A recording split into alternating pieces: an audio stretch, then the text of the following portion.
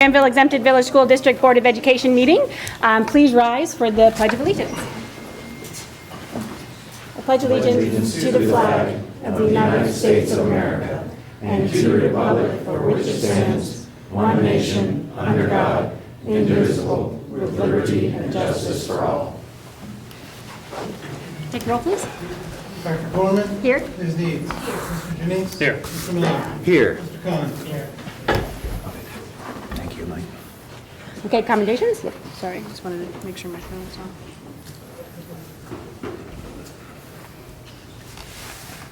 Okay, good evening, everyone. Obviously, I'm not Mr. Brown. He had a death in the family, so he apologizes for not being here tonight, but he's got to attend to that this evening with his wife and his children. So please keep him in your thoughts, but he apologizes for not being here tonight. So this is the first board meeting I've ever run. If it goes really bad, please don't tell him. So our first commendations tonight, we have two students, one from GHS and one from GMS, who earned gold medals at the Family, Career, and Community Leaders of America State Leadership Conference. That's commonly known as FCCLA. GMS student Abby Knobloch received an FCCLA gold medal for her focus on children's project Move, Eat, Be. Congratulations, Abby. And GHS freshman Alex Mazich ranked first in the state in the category of entrepreneurship, creating a startup business, which is a food truck serving French cuisine. She will move on to the FCCLA National Competition in Nashville in July. Congratulations, Alex. Let's have the two winners come up here with their advisors, Cindy Schaefer at Granville High School and Barb Lauder at GMS, and share a little bit about their award-winning projects.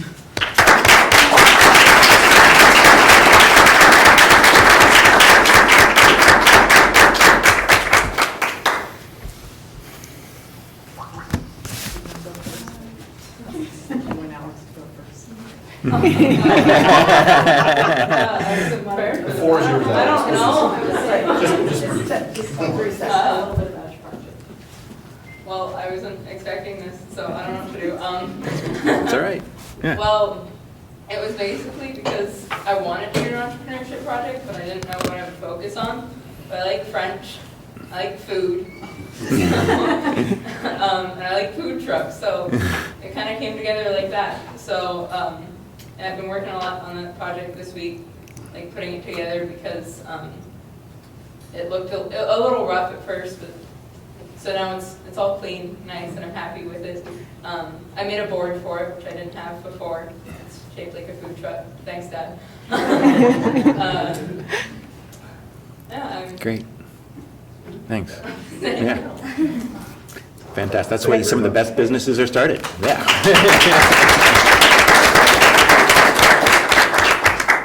So my project was basically about physical, mental, and other types of health, I guess.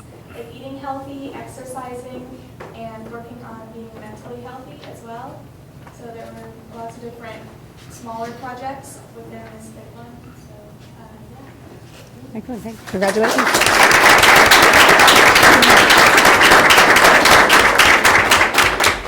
She should stick around. That's on our agenda. I know. You want to go out here? Or? Oh, no. Oh, here we go. There she looks good. No.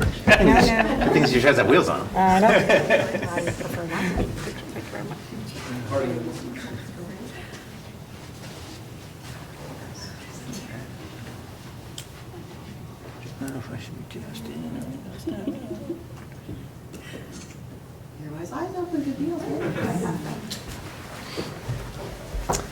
Congratulations, you two. Good job. Thank you very much.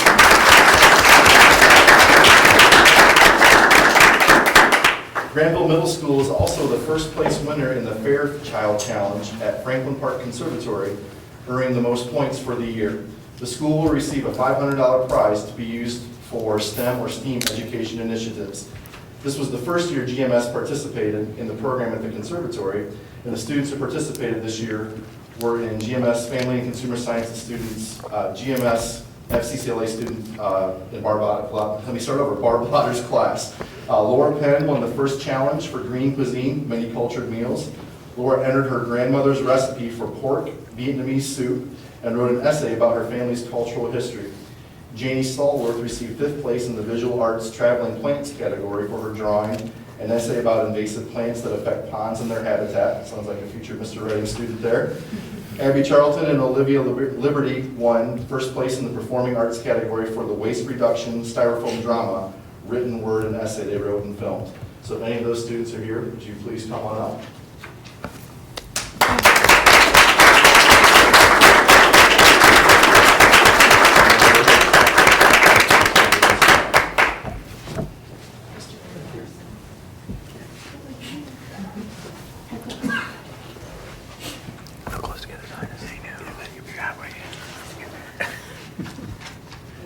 Congratulations. Walter, you have to stay up here for a second. Yeah. So while Barb is here, the board and I would like to add our congratulations for your selection to receive the Family and Consumer Sciences Professional and Community Service Award next month at the Ohio Association of Teachers of Family and Consumer Sciences Conference in Columbus. The purpose of this award is to recognize educators with significant accomplishments and outstanding leadership in programs and activities that promote community involvement. Recipients of this award make significant contributions towards training, motivating, and inspiring their peers and students to become involved in programs and projects that benefit their communities. Thank you, Barb, for helping GMS students experience service leadership in action. If you guys haven't been to a lot of board meetings, Barb's students are always doing something in the community, and she does a great job, well deserved. Congratulations.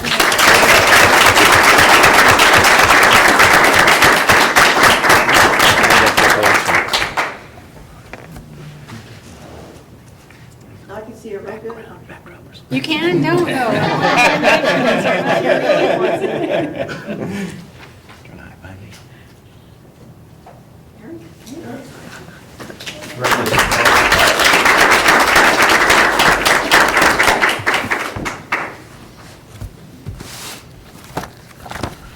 Okay, next we have two Granville High School runners competed in the Division I state track team. Johnny Lukens was the runner-up in the 800-meter race. Natalie Price repeated as state champion in the 400-meter dash. I think the headline in the newspaper said Granville's Price blows away the field for repeat in the 400. She also placed second in the 100-meter dash. Natalie also recently placed third in the 400 at the Brooks PR Invitational in Seattle, a national competition. Congratulations to these speedy aces. Did either one of them show up tonight? I didn't think I saw either one, but congratulations to both of them.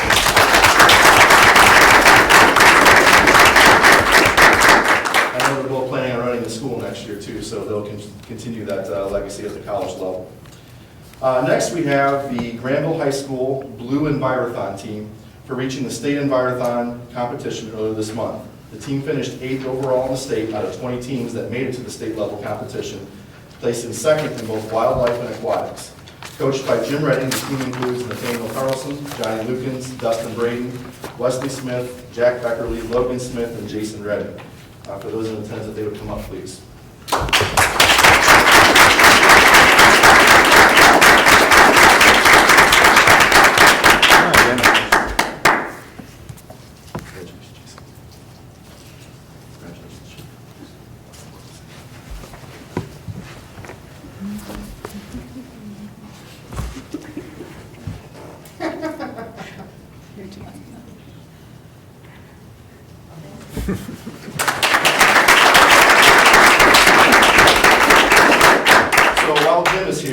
We'd also like to congratulate Jim on behalf of the board for receiving the 2017 Arthur S. Holden Teacher Award for Excellence in Science Education from Martha Holden Jennings Foundation.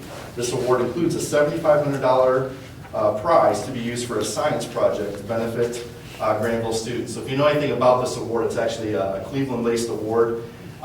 Admissions from all over the state, and Mr. Redding was selected out of a very competitive pool. Most deserved, again. Another, if you come to our board meetings, his students do a lot in the community and do a wonderful job, and Jim's at the heart of all of that. So congratulations, Jim.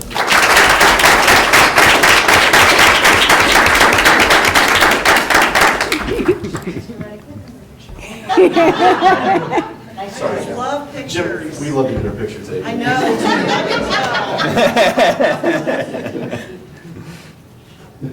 Never believe it. That's all right. That's the end of our accommodations, but we do have one more special presentation tonight. I'd like to introduce former Granville student, now graduate, Andrea Yoho, and she's going to talk a little bit about her PBL project that she did this past year in Mrs. Schaefer's class at the high school. So Andrea, the floor is yours. Let me just give a little bit of history before Andrea starts. Mr. Brown gave us a challenge at the beginning of the year and asked us to revamp the study hall room. And he said, if you can do it in phases, that would be great. So we started off the semester working on that project. And then they were kind of working in groups, and we kind of divided the class into 3 different phases. And then I thought, I want to I've got to be a little bit overachieving, I guess. And I thought, I want everybody to do their own project and have ownership. And so we kind of worked on that a little bit, then we switched to their own personal projects, and they had a craftsman house that they had to kind of redo, and you'll see the boards for that project up there. And my thought was they could kind of work on both, but that didn't quite work out so well. Because they got going on their own personal projects and then kind of left the study hall in the dust. Well, at the end of the semester, I asked if anybody was interested in kind of continuing and finishing this project, and Andrea, first hand up, kind of said, sure, I'll do it, which I thought, you know how the seniors are kind of phasing out at the end of the year? No. Not this one. She was jumping in, and she carried this thing through. So I'm going to turn this over, and she's going to tell you about the different phases. And we asked Mr. Brown, we had him come out and talk to the class. We asked him what our budget was, and he didn't really give us one, but he said, dream big. So I dropped it. For phase 1, I have where we just extend the study hall room out a little bit to make this room bigger and tear out all the walls that are in there now and just put a bunch of tables in there for students to sit at. And then along the half brick wall, put a tabletop on it and put connected bar stools onto the brick wall, so there won't be stools everywhere around here, and kids can sit up all along that wall. So there'll be more space. And I know the computers are changing, and everyone's gonna get their own. So I thought about putting plugs on there so kids can charge their computers. And on this wall behind the desk, I decided to put a soundproof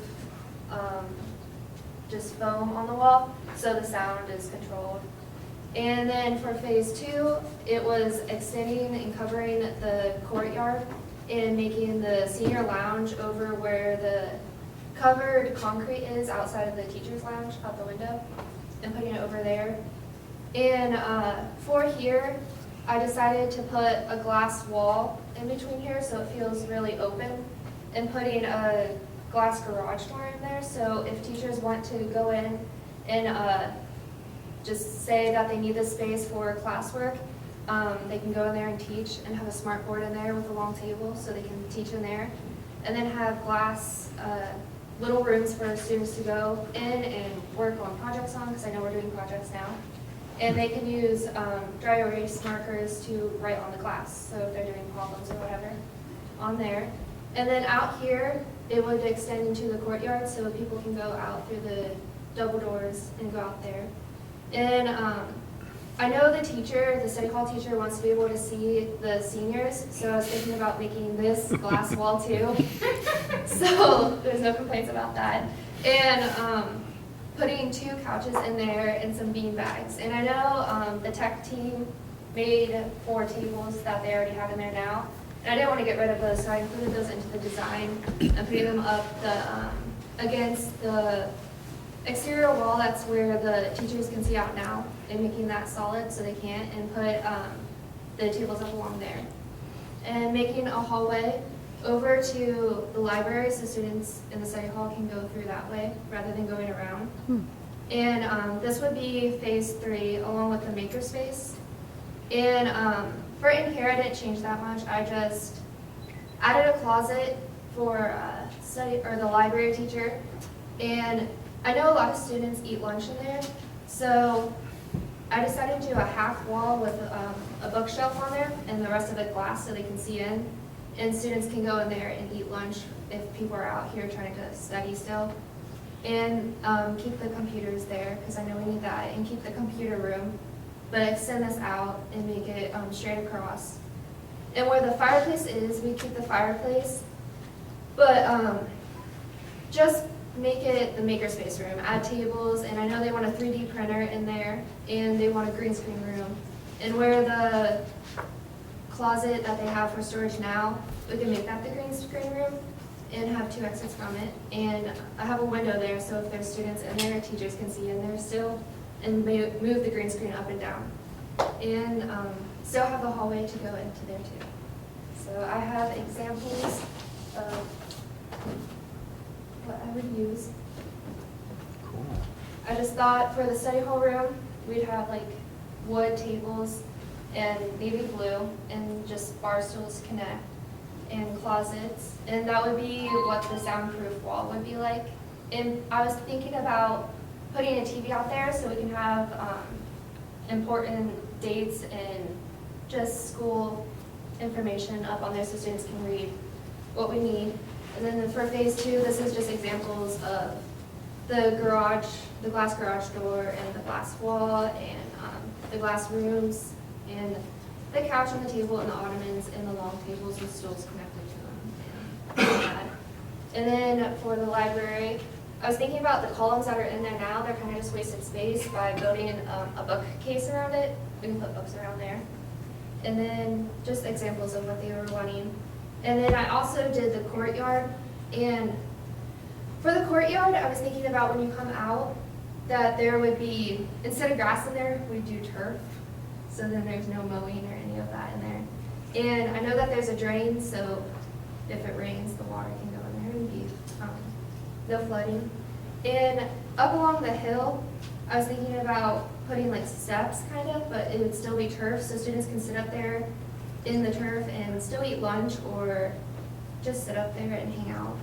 And then building a deck with just lunch tables on it when you come out of the door, and having a bar on the side of it so students can hang up on the railing and just eat lunch there. And putting a pergola out there so students can sit under there. And I know that the ACE is up there now that we had up there, and it could be moved down next to it. And yeah, that's it. Wow, that's great. Well done, thank you. Yeah, that's really cool. Yeah. Yeah, Andrea, that's very impressive. thank you.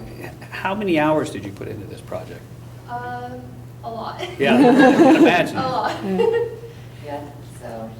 You know, one of the things we're talking about with, especially with project-based learning, is more opportunities for collaboration. And it strikes me that a lot of the space that you've created, the makerspace and others, is really ideal for collaboration. How much, having just graduated, having been through that senior year, how much increased use do you think this would get from students in general, and in particular seniors, if you implemented this? I know in the study hall area, there was a lot of overcrowding. Like third period had 100 students in there, and they had to go down to the lunchroom and work down there. So adding on for that workroom would be nice, because I know a lot of the senior mentors, they had like 10 mentees that they had to control, and it was hard for them. So I know if they had like the individual rooms to go into, they could work with them better. And as how many projects we did as a senior, I know going into the makerspace or just the individual class rooms, just working with our groups, I think it would make us focus better. And I don't know, it allows the teachers to just have better access to what we're working on. Very thoughtful design. Yeah, I particularly like the glass, so much glass, because again, being able to absorb the sunlight during the day. Yeah. Studies show, the more you can have access to sunlight, the better your mental Yeah. health is, so. I kind of went with the industrial theme to it, so. That's cool. That's That's great. Yeah. Now, you're doing this in college too, right? This is Yes, I'm this going year? in for design studies. I Alright. want to be interior designer. So next time we have to pay you for this project. I'll take it. That's great. Thank you. Excellent. Any other questions for Andrea? Great. Thank you so much. Thank you.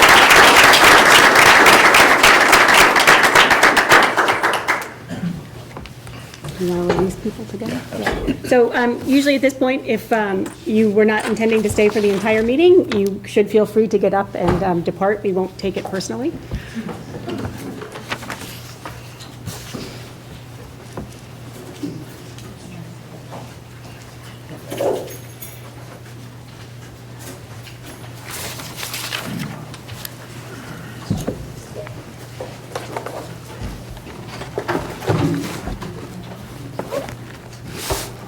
You're going to leave her study room design with us, right? Yeah. Yeah. Can we keep it here for a little while? You can take a stand or whatever you need. If we just have a chance to look at it afterwards, that'd be great. Okay, I'll keep this for the. Okay. Thank you. Thank you. Thank you. Thank you very much.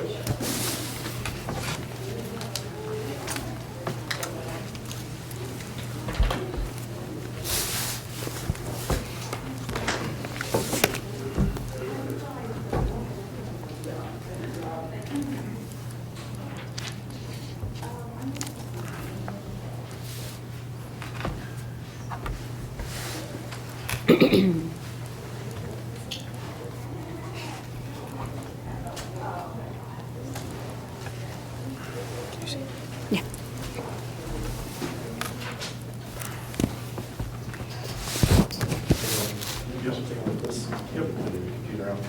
So the next portion of our meeting is the first reading of policy updates that we'll have for, you're just trying to get it up on the screen here. It came on before, now it's not coming on. Policy updates that are, some are required, and actually all of these are required this particular year. We have 2 readings of them. This is the first reading for these particular policies. So I'll read the title for each one, and just a brief description. If you have any questions, we can certainly entertain those. So the first policy is DECA, Administration of Federal Grant Funds. And basically this update is related to the fact that we cannot restrict competition when we have purchases that are purchased with federal funds. So we have to have an open market, an open competition when dealing with purchases that are directly related to federal grant funds that we receive. Really not any different than any funds that we use, but this is particular for federal funds.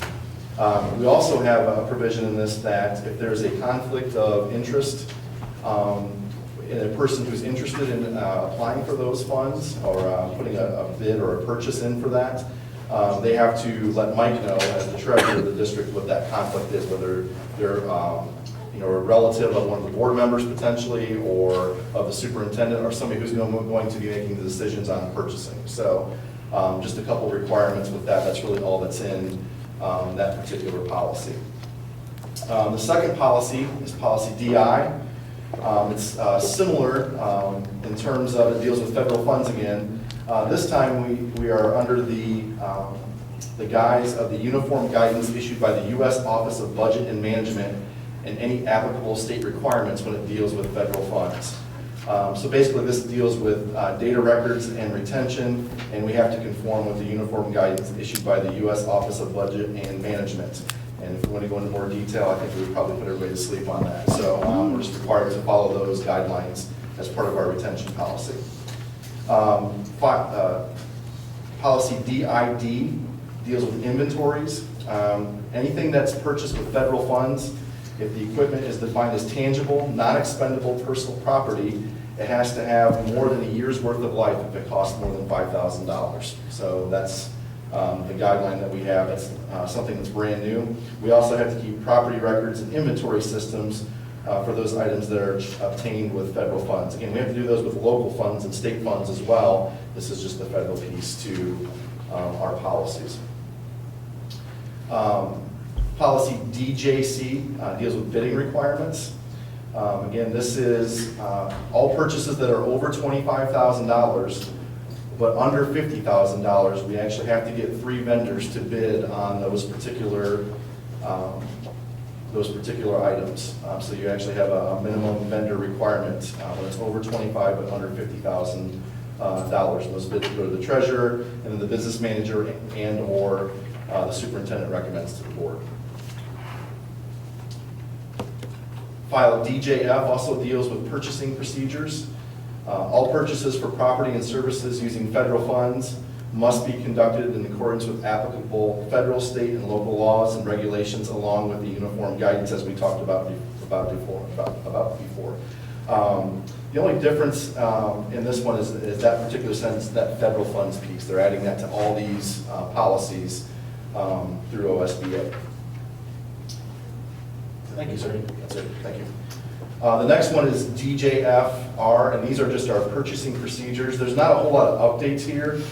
This is just a yearly review of the purchasing procedures that we use in terms of getting requisitions and appropriate certifications from the treasurer and the bidding process that we go through as a district. So there are no changes or updates to that.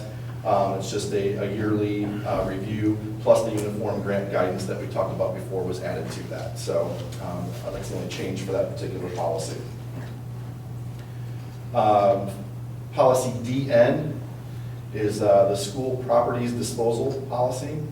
And this again deals with federal funds. Once again, properties and goods purchased with federal funds are subject to disposal requirements outlined in the uniform guidance issued by the U.S. Office of Budget and Management. So basically what that's saying is if we have items that we purchase with federal funds, we have to follow federal law when disposing of it. If federal law doesn't apply to it, then we have to follow state and local law. And if that doesn't apply, then I guess we get to make up our own rules at that point. But by that point, you have rules that you have to follow. The next file is the Emergency Management and Safety Plan file, EBC. This is just basically directing the board to direct the superintendent to have a comprehensive emergency management and school safety plan and drill program in place, which we already have. It actually spells out the emergencies that we have to prepare for. Those include the traditional fire and tornado drills, but also now we have the school safety drills that we have to go through each year. So they've also added this year medical emergencies into this. So you're to simulate different medical emergencies throughout the year and provide training for students. You have leeway in terms of how often and what types of medical emergencies. They give some examples here. We would do ones that we would see more frequently in schools at that particular time. Policy EBC-R is the Emergency Management and Safety Plan Rules and Protocols. So this is just all the rules and protocols and procedures we have to follow administratively when dealing with the previous policy. So it just spells out that we have to have a written comprehensive safety plan. We have to have procedures for administering medications to students and all the different things that we have to do to comply with the tornado drills, the safety drills, and then the medical drills now that we have to do as well in the buildings.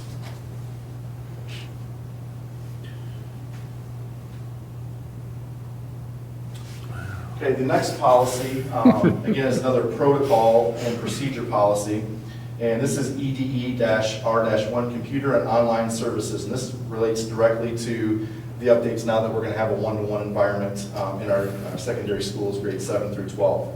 The first piece of this is the Student Code of Conduct. And it basically says that use of the network in the school is a privilege. It's not a right. If students abuse that privilege, they can have their rights suspended or even revoked, and disciplinary action can be taken against them. It allows the computer and online services to be part of the school disciplinary policy, and it's also embedded in the student handbooks as well. There's another piece of this that talks about the need for the Children's Internet Protection Act, and that the board and the superintendent, along with any designees, we have to make sure that we're blocking unwanted content for students on web filters. When students are here at school, they'll actually have 2 layers of that protection. And if they take their Chromebooks home, there'll even still be a level of protection there as well that will be embedded within the Chromebooks. We also have to provide students education at every grade level on safety and security when using email, social media, so on and so forth. That looks different at each grade level. We have a service that provides that information for our students.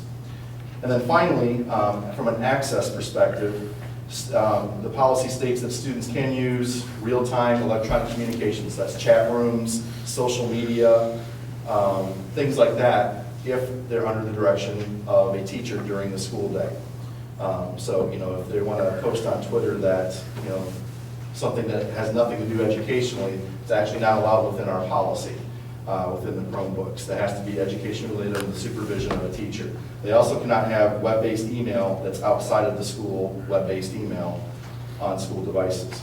So basically, they have to be under the guise of a teacher using the device in the classroom. That only applies to the school-owned computers, though? Correct. Correct. And I'll get to the last part, and the BYOD devices. You would bring it into the school on the school network. This is on the school network now. So if they have a device at home, obviously we have no, Right. and it's their own device, that's completely their property, nothing we can say about that. But if they use our network at school falls under these rules and regulations. So students are not allowed to make any non-academic tweets or emails or Facebook checks or anything like that? Easy to enforce. Okay. So some of that's All right. going to be a learning curve for our students, especially now that they all have a device in their hands. Yeah. We'll have to. Or 2 or 3. Monitor that with some common sense as well. Okay. But that also applies to, they can't have like a Gmail account that they use On a school device or on the school network. on the school network. But if they, for instance, the college process, it's recommended actually not to use your school address as your one that you put down for like college tests, and so that all your college email stuff goes to that, so they would not be able to check that Well, during. that would be academic related. Well, they'll actually have a Gmail account now because we'll have a Google device. Yeah, So but it's a there will be Granville Gmail Schools accounts for all address, students. though. If I'm saying anything wrong, Yeah. please, no, you're correct. So they'll have a Granville Schools one and a Google one. Okay. No, the it's, Granville Schools one Gmail. is a Google one. Well, is specifically with email, their Google account does not include email. So they'd have all of the Google Suite services and apps, but as far as email, at this time, we only provide the Office 365 account. Okay, I would file that under we'll use common sense when Yeah. applying this policy. okay. And the last That's piece of this is, actually, state the second policy last piece is requirement. the cyberbullying is included in this policy. Posting of slurs or rumors about students, sending emails or text messages that are mean or threatening are included in this policy as well. And then the last piece of this is the BYOD guidelines and FAQ. So this policy was approved in April 15th of 2013. It's just being updated at this point to add some pieces that fit the one-to-one environment that we're going to go into. Do you have any questions about any of No. that? I agree that monitoring appropriately and enforcing will be an interesting lesson over the process, right? I mean, Correct. yeah, but a really important one, especially when it comes to inappropriate postings and things like that. So maybe this is a, meat for us to do some effective education, right? And have Just backing because- for that to some extent, so. Just because a student violates a policy doesn't mean we have to suspend them or give them Yeah. Saturday school. It can be a Right. conversation too. Exactly, right? But I think if it's an educational conversation up front about what our expectations are, Yes. that might be Not the bad thing. leverage we need to kind of go on. I don't know. We'll see. I agree Yeah. completely. The next policy deals with food services and management and free and reduced price food services, policy EF and EFB. Basically, what this comes down to is that the board, number one, sets prices for the school lunches. Also includes breakfast. We don't serve breakfast at this time. And a la carte food prices are set by the food supervisor with or without board approval. And that's not any different than we've done in the past. It also mentions that a type A lunch is made available to students who qualify under federal law for free meals or reduced meals. Other than that, there's not a lot new, except one other piece, and you've seen a lot of this in the news where districts have told students you're not going to get a meal because you owe X number of dollars on your food account, and that's been a PR hit for a lot of districts. Not so many locally, but I've seen it nationally on the news. We are now required, and you are required to direct us to develop procedures for the management of meal charges and unpaid meal charges. We have to communicate those to parents up front. So at what point, and we've had conversations around this in terms of what our approach would be in this situation. But we have to have those policies and procedures communicated to parents at the beginning of the school year. So that's something we'll be doing in August when everybody gets back. At what point, what would we do if your account became delinquent? We also need to, there's another piece added to this of students with special dietary needs. And I think this would go back to the review that's due this year of the food in the classroom policy. So that's kind of tied into that. We're reviewing that policy anyways this year as part of the well-being conversation that we're going to have later on. And the policy doesn't really, it gives us a lot of latitude, but I think that policy and procedures that we have in place, when we review that, will be embedded within that piece. The next two policies, and I know this is really exciting, guys, so bear with me on these. The next two policies deal with students who are gifted, programs for students who are gifted. I used to say gifted and talented, so that's the number one change. The other changes are we now have to give a superior cognitive identification test in grades K through 2. We had not done that until 3rd grade. Parents know it as the InView Test. We now have to give that in second K through 2, so we'll give it in 2nd grade and grades 3 through 5, and we'll give it in 3rd grade as well. So there's an additional cognitive testing requirement there. Another test. We also have to notify parents within 30 days of the district's receipt of the results. So we have to communicate those results to families, which we do, that's not an issue. And we have to test a transfer student no more than 90 days after the request of a parent. Other than that, it just lists some of the approved assessments that we can give students. And the last two parts, which is going to be a paperwork nightmare for our gifted coordinator, our new one, Alicia, that she'll get to meet in the fall when George's official last day was yesterday. So she is now officially retired. At the end of each year, we have to send a letter and make every reasonable attempt in writing to get a parent's signature on LEPs and WAPs. I think that can be relatively easily accomplished. But the second part of this is if we're not serving a student, even if it's by student choice, we have to send them that they are not being served in their gifted area of identification. So if a high school student who's gifted in social studies decides they don't want to take AP US history as a senior, we actually have to send them a letter saying you're not being served even though you're gifted in social studies that year. So that's going to be a few trees. Is the InView test is applicable kindergarten and 1st grade? I'll reserve comment on that. And I wouldn't expect those scores to change drastically over time. Am I right? The problem, or not the problem, but the issue you run into in kindergarten and 1st grade is the test is read to them. Yeah. And in 2nd grade, they start reading the test. And we do see a significant difference in students when we have that switch. So that's why we want to do the back-to-back when they... Yeah, there might be more value in doing it earlier, right, just for the identification perspective of families or students or whatever, but I can understand that that's challenging given the complexity of the administration of the test. Absolutely. It would have to be read in a one-on-one environment and we test those kids enough, to be honest with you. Yeah, that goes through all the kids, right? Yeah. Huh. Interesting. The next policy, GBI, deals with English learners. And this basically just changes the verbiage from limited English proficient to English learner in the policy, just a different name for that particular group of students. There are no other changes in that policy. Policy IGBJ, Title I programs. The only changes in this one and the next one, IGBL version 1 and 2, they change parental or parent, and they add the word and family after that. So it's parent or parental and family everywhere where it says parent or parental in the previous version. Just because parents are not always the primary caregiver in Title I services or any other services that we provide. The second to last one is policy JFCK, the use of electronic communications equipment by students. Again, this is in preparation for the one-to-one, because our Chromebooks will have built-in cameras on them.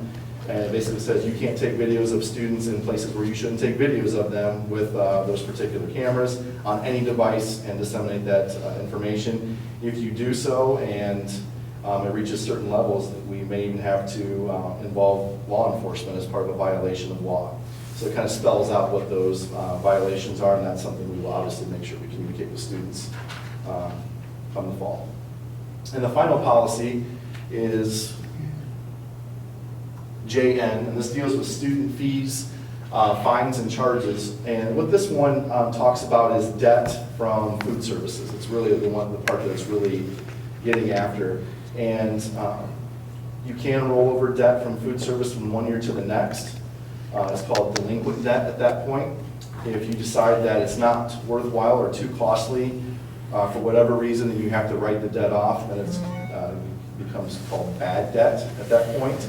And then you have to use money from either your general fund, school and community organizations, or other non-federal sources. You can't use federal funds to pay for delinquent fees from students. You can carry them over from year to year to year, and you have to show maintenance of effort in trying to get those fines and fees back from the families. That's pretty much all that policy says. So that's your first reading. I know that was terribly exciting and what everybody came here for tonight, but it is necessary to give us the guidelines and regulations which we operate by. So it's a necessary evil that we have to do every year. And the second reading will be at our July meeting. Are there any questions? The only thing I just want to add, most of the federal dollars changes are not really going to apply here because we do not use federal dollars to buy equipment. So we primarily spend federal dollars on salaries and in limited amounts on professional development for teachers, but that's really all we do. So we do not have any equipment that's been bought with federal dollars, nor do I anticipate that we will be at any point. Okay. Good. Any policies eliminated or reduced as a part of this when we get all these new ones? No. Yeah. That Just book wondering. is there. That's kind of what I thought. Okay. Any other questions about policies? Great, thanks, Ryan. Okay, thank you very much. I'd like to introduce our next presenter, Chris Frantz from SportSafe, and he's going to talk to you a little bit about the testing protocol that the company uses. I'll put Peter set up here for you. Thanks. Yeah, my name is Chris Frantz with SportSafe Testing Service. Well, I guess my computer kind of set up for me. I'm going to kind of give you a brief synopsis of SportSafe itself and how we kind of came about. 20 years ago, my father was a team physician for Olentangy High School, and while being a team physician there, a young boy was shot and killed over a drug deal. A lot of people don't know that, it happened so long ago, but that's why SportSafe was kind of started. The young boy was dealing drugs to the athletes. Upon realizing that, he decided he had to do something about it, started researching student drug testing, and the Vernonia case at that time had just gone through the Supreme Court in '96. So with that, he was able to then, get with that information, help Olentangy author their first drug testing program. And then after he put the policy in place, we didn't manage that program at the time. We just basically helped them author it and helped them implement it.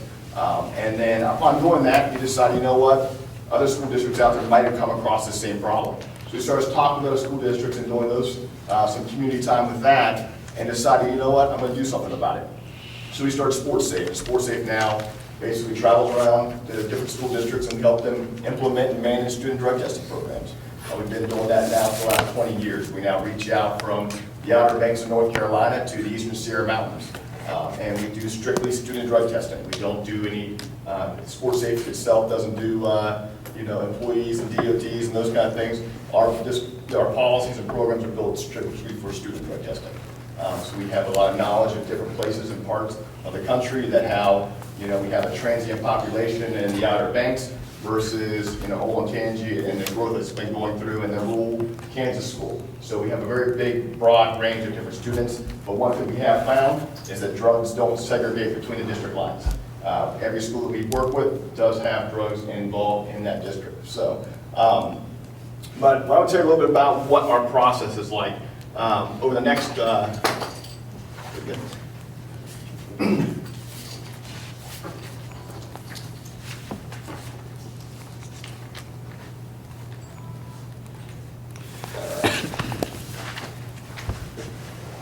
so prior to anything happening, okay, a lot of things are going to happen before we start talking about drug panels and stuff like that. But our policies are we work with schools, and you guys will be in charge of providing us with a database of students who are going to be involved in the program.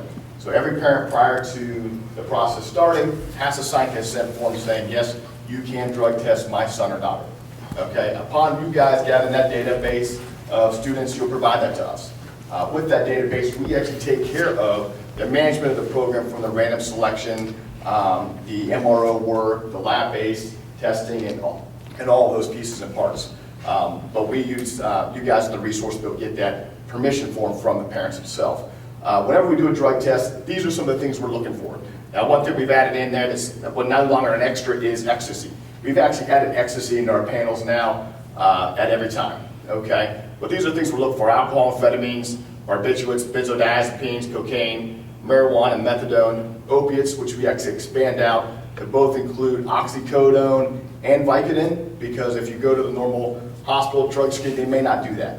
And then PCP and propoxyphene, which is like Darvon and Darvocet.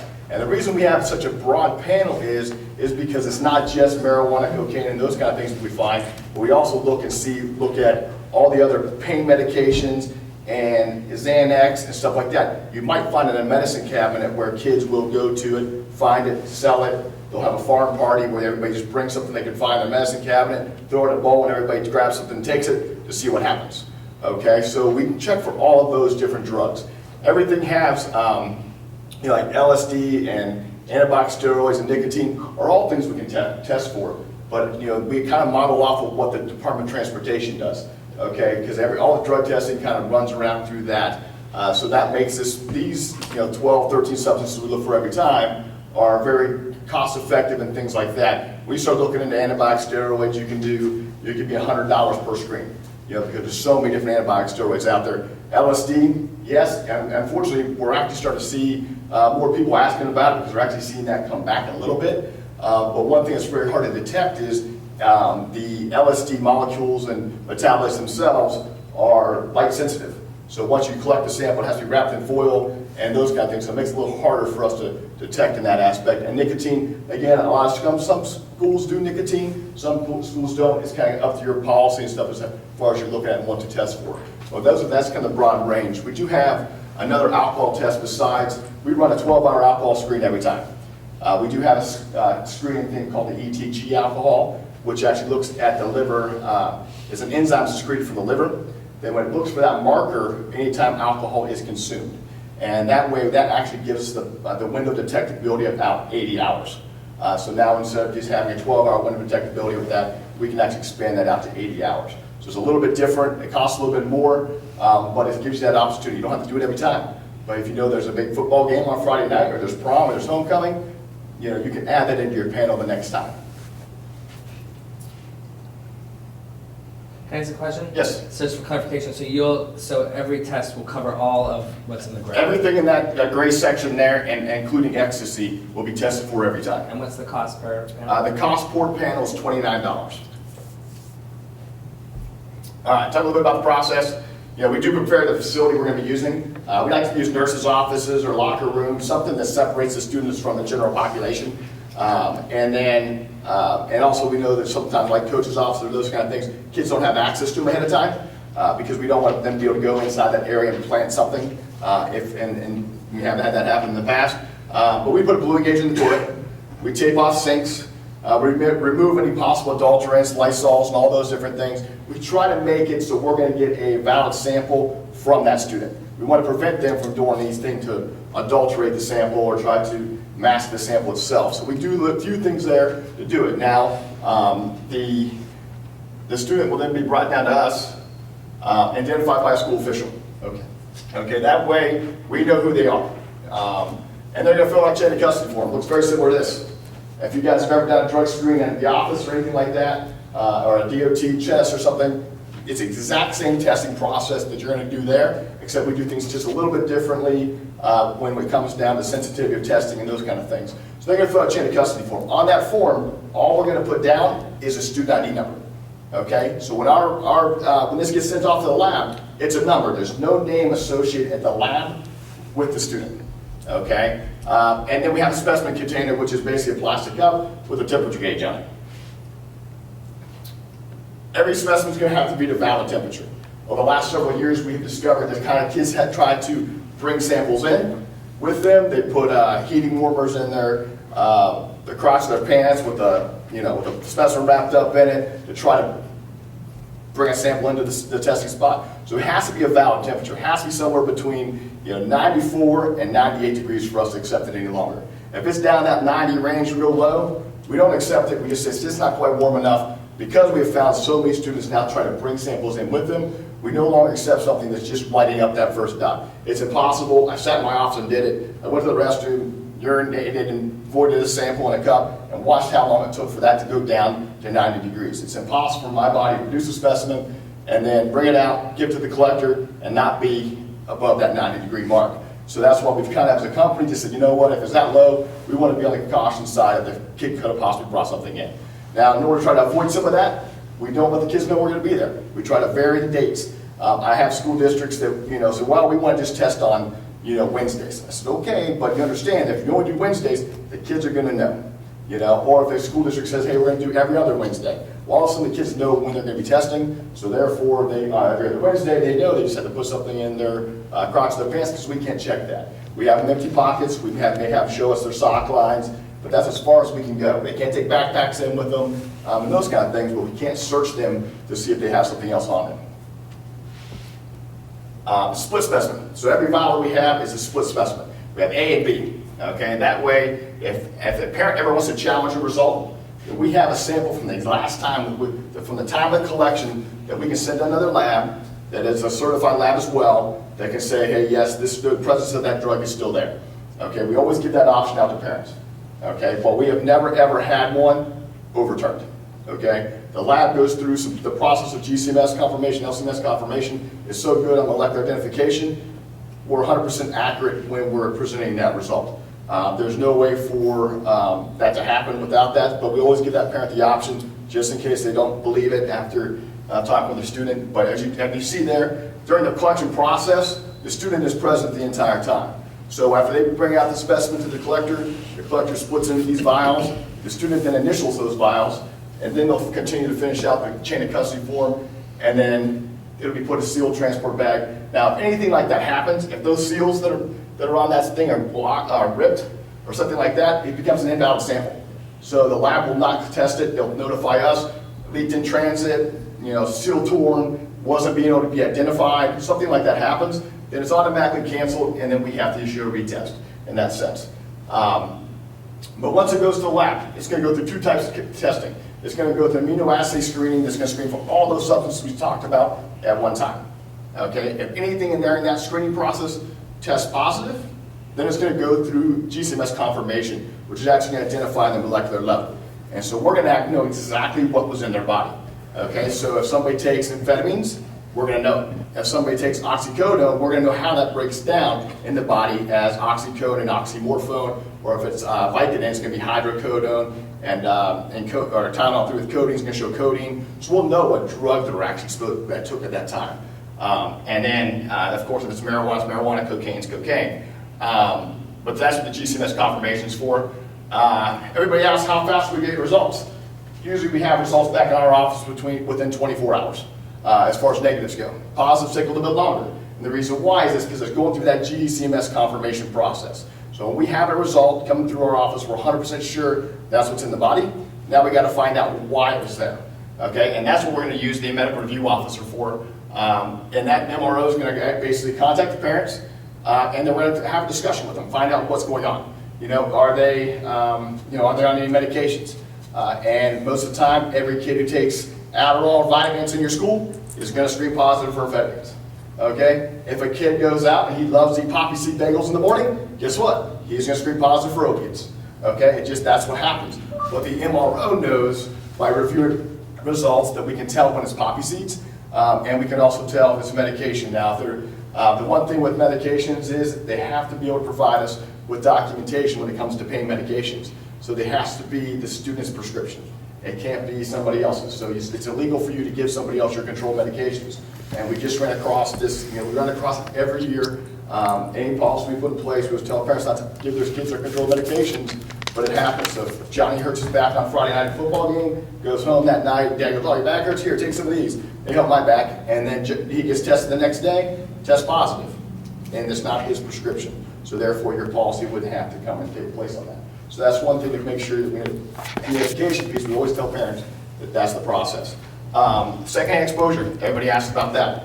Okay, if I'm around it, can I test positive for it? Absolutely not. Okay, there's no way for you to screen positive for marijuana at the cutoff levels by just being in a room with it, around it, something like that. And they have done a scientific study with the military, and basically you have to be in a really small office, 16 marijuana cigarettes smoked at one time. You'd have to wear goggles because the fumes are so noxious, just to reach about an 8 or 9 nanograms, or 10, somewhere around there. Okay, and our cutoff level is going to be about 15. Nicotine, same way, no secondhand exposure with that as well. Cutoff levels, those are what we use as a laboratory to be able to say, okay, what are we going to rule positive at the lab, and what are they going to be able to tell us about? We use a 20 nanogram screen cutoff. The DOT standard is 50, but since we're zero tolerance policies, we can go down to 20. GCMS confirmation, some labs we can get down to 10. We only get to call it positive, it's 15 or higher because that's the national, the industry standard. But sometimes if we can get that lab to release that information at 10, then we'll be able to say, okay, parents, we can't call it positive, but we want to let you know they're really, really close to be around. So, and close enough they probably actually inhaled something. So we'll just provide that information to the parents if that would happen to be the case. And then those are some other cutoff levels for what we're looking at, some other different drugs. Window detectability, a lot of things, marijuana is about 7 to 14 days for an occasional user. The chronic user is going to expand out to about 30 days because the amount they're smoking, THC levels in their body are compounding every time they smoke. Okay, the occasional user, they smoke once and they're not really good at it. You know, they probably don't inhale enough to bring those levels up very high, and with their metabolism and stuff like that, they'll actually deplete very quickly out of their body. Adulterants is something we look at as far as kids trying to bring stuff in. Some kids think if you drink vinegar, you can alter your pH of your urine, so therefore we just let them keep thinking that, because that can't happen that way. The Mountain Dew looks like it, baking sodas and those kind of things, so we kind of check for those adulterants. We monitor the pH, we monitor the specific gravity of urine to make sure it's a valid sample, not too dilute. So we want to look at those different things. But we also keep an eye on, I just ordered a bunch of what's called urine luck, or it's a synthetic urine that they use for analyzing medical equipment that they're actually giving out, and they'll actually market it towards passing a drug test, but if anybody asks, it's just for medical purposes. But I've actually sent it out to my collectors now because it looks kind of weird. It's kind of like a really neon, glowy yellow. It just doesn't look right. And so I had to send it out to my collectors because that's what we're running across now, is having people trying to bring something like that in to the workplace or into the school, and then be able to try and pass a urine test using that. So we try to avoid those as well. Like to talk about the role of the MRO. Somebody's going to review results. He's going to review medications. He's going to talk with the parents. The nice thing about our MRO is in-house. So he kind of runs by what we ask him to do. Your industry standard MRO with the employees and those kind of things, he's going to be cut and dry. Positive, negative, positive, negative. With our MRO, he can actually discuss with parents about a second positive. If a kid tests positive today, and then in 2 weeks we test him again, his level went up, but the meeting with the parents and the counselor has not happened yet, he can simply say, you know what, there hasn't been enough time lapse in between his positive test to be able to rule this a secondary positive. Because he's had that discussion with parents, intervention hasn't taken place. There's no reason to give a kid a second positive, now he's removed from athletics for a year or something like that, whatever your policy states, when he hasn't had time to have intervention. But sometimes you do want to know whether or not the kid stopped using, just so he can get back on the football field and show a negative test, depending on how your policy is written in that aspect of things. And then we'll report results to the school. So we usually have one designated school official, sometimes two, that we report results to, positive tests and those kind of things. But everything is reported out through our office.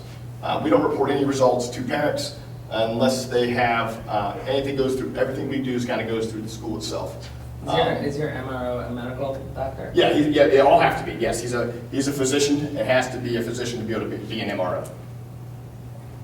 And what kind of questions can I answer for you? I know I kind of threw drug testing out there at you in 101 real fast. So I know you guys have been researching it and talk a lot about it, so I can answer any questions you have as far as process, stuff like that. I can answer questions about how other schools handle situations.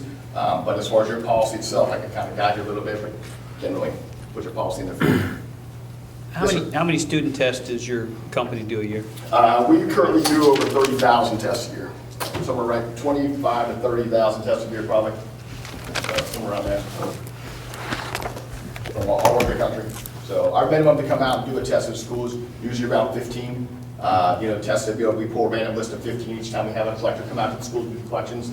Now, again, if a student comes out and he happens to be absent that day, it's okay. He's automatically put on the list the next time. He doesn't know he's gonna be tested because he wasn't there. Students don't have access to the list. So the next time, instead of going 15, we're gonna have 17 on the list, or something like that. We always go within what the school's budget is, also when we build testing cases and stuff. So, Can you talk a little bit about like data security? So, Okay. for instance, you know, when the samples get analyzed and there's a report produced, who has access to that? How long do you keep it?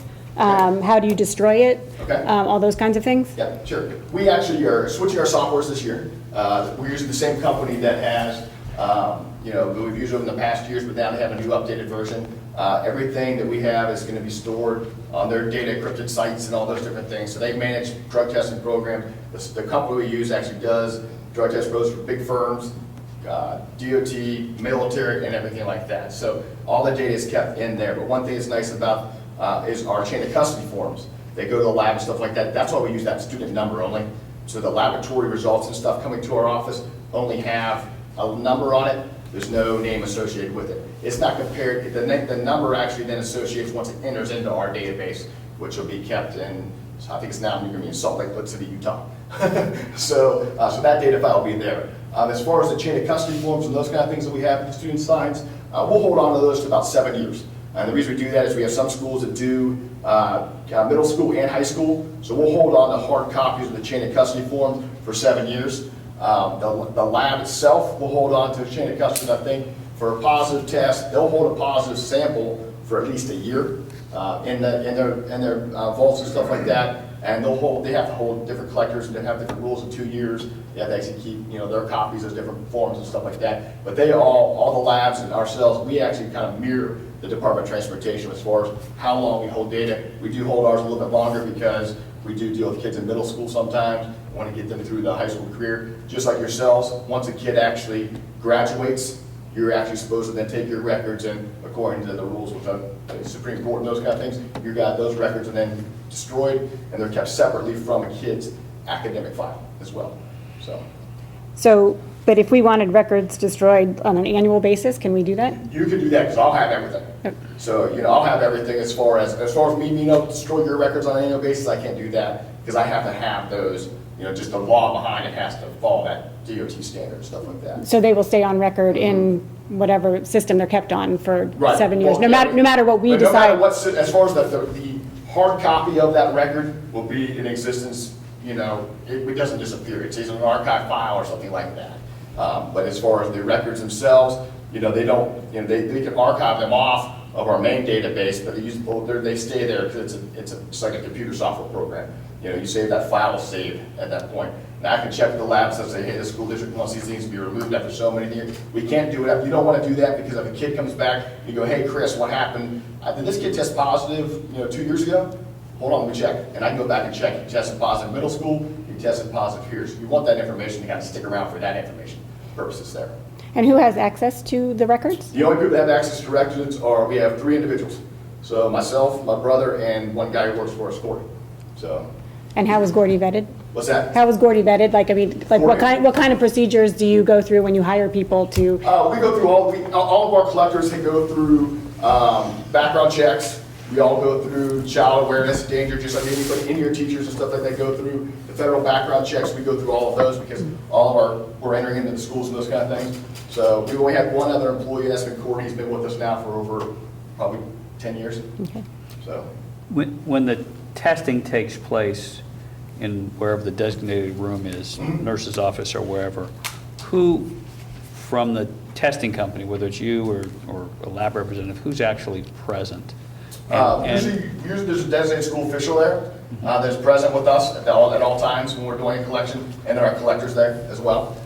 And then the student themselves. Now, how you have that process set up, some schools have an ability to have the nurse's office is one section, and then there's actually the restroom that's happening over here, and then some of the students are waiting to produce are out here, and then the students who's providing the samples in a separate area. It kind of depends on your school and how it can be set up. But we try to keep as much privacy as the person being able to give the sample. We go through a whole full closed door.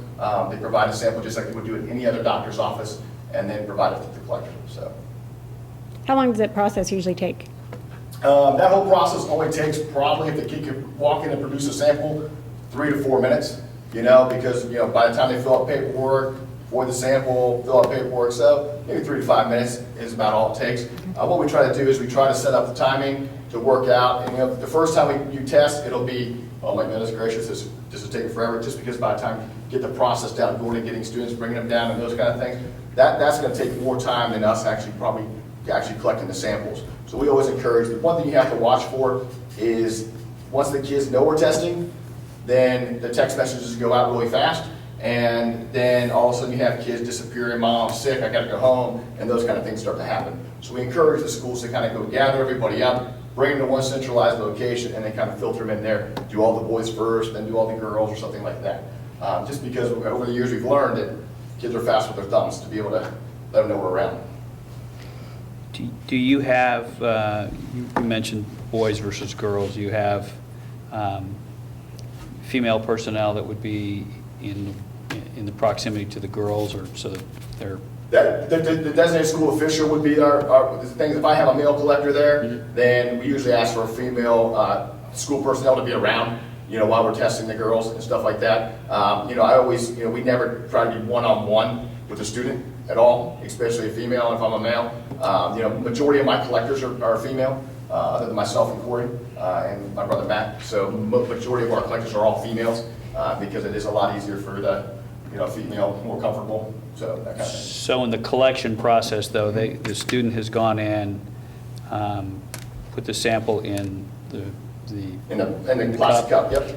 and then comes out and hands it to the collector, and the collector labels it, initials it, The collector will puts it in a then bag. spit it in the vials, seal the vials up. They'll check the temperature, of course, then seal the vials, have the student initial those vials, and once the student initials those vials, they'll put them in the bag.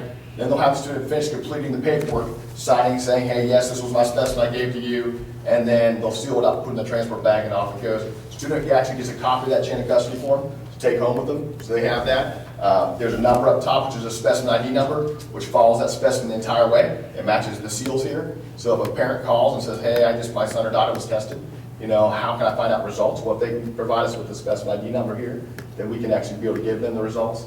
If it's negative, it's very easy to do. If it's positive, we ask them to contact the school. You know, usually because they're going to be called anyway on a positive. So On that issue, and you may not be aware, the policy that we've approved indicates or requires the first, if there is in fact a first positive test, that those results are reported only to the parents and not to the school, so the school is not even to be alerted. So I know your typical process, you indicated, is that you'll communicate to the school. Will there be an issue if we expect you to communicate only to the parents? We have other parents? school districts that do the same thing as well. On a first positive, they're not, the school's not involved in that. We then provide the information to the parents. You know, but the hardest part for us to be able to do is like negatives, to try to rule out and give every parent, hey, this test result's negative. Very hard, very cumbersome for us, especially not having communication to give the parent, you know, between email addresses and those kind of things. We can't feasibly do that in that sense. But I have some school districts that will provide letters to parents and those kind of things. Any parent's welcome to call us and ask what the test result is. If it's a positive, you know, of course, we're going to, if they want copies of anything, no copies go out to anybody. They have to come to the school to get anything like that. Can you explain the process if somebody tests positive and you want to check if they're on medication or not? Who's handling their needs at that point? Right. So at that time, I'm sorry. I guess one more person that has access to our database would be our medical review officer, Dr. Green. So he would actually then basically have access to the chain of custody form, lab result, and matches up the chain of custody form that the student signed with the lab result, with the specimen ID number, and make sure all those things match. And then once he knows that matches and that all the paperwork's correct, he'll then contact the parents to verify, you know, the medication. He'll call and leave a message, and then he'll try to get in touch with them to verify what it is. If it has to be oxycodone, they have to provide us with a valid script for oxycodone. It can't be something that was even 2 years old. There's a kind of time frame in that things as well. And then a lot of times we use take a picture of your phone, send it over to us, and it clears it right up. So, and that makes it the easiest thing to be able to kind of instead of trying to figure out how to Xerox it off and fax it to us. We can't contact the pharmacy and ask any information. Unfortunately, it's something we can't do because it's privileged information, medical side. You know, drug testing isn't medical on that sense of it. So, but then after he contacts the parents, if it's positive, we'll notify the school district. If it's negative, you won't even ever know it's positive. It'll just be ruled negative by the MRO, and then the school's gonna get a negative result. You won't even know it's positive. So if a kid is taking medications, parents don't want the school to know about it, it's okay. The kid does not have to provide any medication information at the time of collection to our collectors. They're all coming to one. My mom said, nope, we don't want to hear about it, just let it go. If it's ruled negative, does that information sheet then get shredded, or does that stay within the file? No, everything would stay within the file. We have to keep all documentation of the process that happened and all those different things. Just like you guys have with your Department of Transportation bus drivers, there's rules and regulations that monitor those drug screen collections. We're following those exact same things. If you guys do any pre-employment drug testing in jobs or anything like that, same exact procedures here. You know, there are certain things we have to follow as well. So with the picture of the prescription, that's going to go from somebody's phone to somebody's phone, and is it then destroyed? Yeah, then it's just removed, yeah. It's just deleted off the phone at that Okay, point. so they just want like a verification, but then that's not necessarily Right. part of the record. Right, it's not part, it'll be printed off as far as, it'll be printed and attached to their file saying that, yes, this was verified. You know, sometimes when he's working with things like Adderall or Vyvanse, he can simply say, hey, you know, just want to let you know your son tested positive for some medication. Oh yeah, he takes Vyvanse every day, 10 milligrams. His doctor's this, and this. It's enough information for him to say, you know what, okay, it's negative, because it's so very common. It's when we enter into the pain medications and those kind of things that aren't as common that we want to verify whose script it was. So. What lab do you guys use? We primarily CRL, clinical reference labs out at Lenexa, Kansas. We also have relationships with Quest Diagnostics and MedTox and LabCorp as well. So they're all SHAMSA certified labs. They're all have go through the certification to be able to say they have used Substance Abuse Mental Health Association background drug testing. So they run blind samples, they run quantitative samples along with their when they're running GCMS. If things don't match up, they have to rerun things. So they do a lot of the validation stuff on that too as well. And what kind of regulations are you governed by in terms of protecting information? Like, is there any chance that any information about our students would ever be sold or given to a third party? Or and what are there federal regulations or? I don't know if there's any federal guidelines like HIPAA or stuff like that. We don't fall into because it's like a health industry type deal. But as far as Shared Information Act, now the biggest problem for us is how you communicate to us. Because what happens is if you communicate to me saying, hey Chris, did Joe Smo test positive for marijuana? And you send me an email, your guidelines with the Federal Information Act are a lot harder on me. So because I can't provide that, you know, because now you've got an email that someone's going to come over and get public information that you and I communicated back and forth with. So anything we send to you as far as email goes, as far as results go, it just says basically positive result, no one's name associated with it. So we don't communicate with you guys via names and positives and those kind of things. We don't want to do that because Freedom of Information Act with the school is what you run across. But you don't. There's no chance that you would, release information to anybody outside of our relationship. We can't release any. In our contract with you states, we don't release any information to police, news, media, anything about your school or anything like that, positive tests and those kind of things, without written consent to you or you guys do it yourselves. So if somebody asks us, hey, you know, what is the positive rate for Grandview or Granville? They'll say, this is what, you know, this is who you can contact, and you guys can provide that information because they may ask, you know, what your positive rates are and stuff like that. So.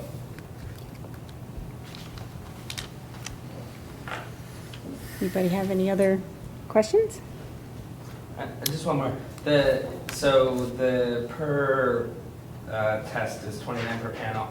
That's the cost total. There's no overhead cost. There's no $29 per panel gets you that standard panel, MRO review, all those different things. The only time we charge you additional is if you want to add something on, or if there's a case to where you need to have a student tested off-site, you know, and they go to someplace other than our office, which is in Powell. We have to charge something because if you go to, there are some occupational health places and stuff like that we contract with locally, they'll charge us so much to collect the sample. So therefore, we just pass that cost through for that sample. And then again, it's only going to happen if somebody can't produce while we're in school, or maybe the parents want to follow up with something, or maybe they want a follow-up test done, and we don't have a collector there. So, and that's the only time that would be coming into play. You're going to actually, whoever's our designated school official is going to say, yeah, let's go ahead and send them there. And you guys are strictly urine testing? If someone can't perform, you don't do? We don't go to an alternative reason, and the reason we don't go to an alternative test like saliva right then, the window detectability on saliva test is only 12 hours for marijuana. So as soon as you say, your students find out that, hey, you know what, if I can't go, I get the saliva test, guess what happens? Every student can't produce a specimen because they know they get a saliva test, which isn't as sensitive. So that's why we always stick with, at one district, stick with the same technology as possible. So. What is the 80-hour alcohol test It's called? called an ETG alcohol. So it's an enzyme secreted from the liver. I believe that's an additional, it's either 7 or 10. I can't remember exactly. So, but it is basically when you want to add it to it. We have different panels, so we have a panel set up. So, but what we need to know is you need to tell us before the random selection is done. You can't get the list of names. You know what? Hey, today we're going to test for alcohol. It has to be done prior to that, so that we know that it's going to be done ahead of time. So that way we're protecting you from picking out people's names and stuff like that. So. And everything's done by random selection. It's all done by computer. So just a lot of people ask how Rick is randomly selected. I basically pick out your school district. I'm picking out the high school, and I want 15 names, and it just spits out 15 different names. So I don't do anything handpicked or anything like that. The only way anybody can add something, anybody from the school can add that, is if you have that part of your policy to be able to do so for like reasonable suspicion, or if you have another violation or something like that, that you can do that. But then again, that's something it's in your policy to do it, and then we just have to know that because that's part of your policy. If a kid has a violation outside of the not the drug testing side, but maybe they brought a couple of schools paraphernalia or something like that, and by doing that, they have to have a drug test done and follow-up testing, then we could add them to you for you at that point. So, but it has to be, again, part of your policy itself. And does menstruation have any effect on like the No. test? Doesn't have any effect on test. Again, usually, is your policy 7 through 12? Or is it 9 to 9 through 12. 9 through 12, usually by that time, a little more comfortable with it. We do have, we're very sympathetic with it, as far as it happening. Most of our collectors are female, so it works out well. It doesn't affect it at all. We just simply say, if they say that, so okay, try to go a little bit in the toilet first, and then go in the cup, and it kind of helps do more of a clean catch in that sense. But it doesn't affect the results or anything like that at all. Okay. Any other questions? Any other questions? No? Thank you. Thanks very much. Thank you very much, Chris. Thanks, Chris. Dr. Corman, I would add one thing. I'm sure this will be brought before the board before we make the final selection and so forth. And we want the board to know that we're doing background checks on all the companies that we're considering as part of this. So that's kind of the next step in our process, doing a business background check on it at this point. Okay, great. Thank you. Thanks. Thank you very much, Chris. Thanks. Okay. At this point, we have reached the time in the agenda where we'd like to entertain public comment. If you'd like to address the board, please come to the podium and state your name and address and speak for 3 to 5 minutes.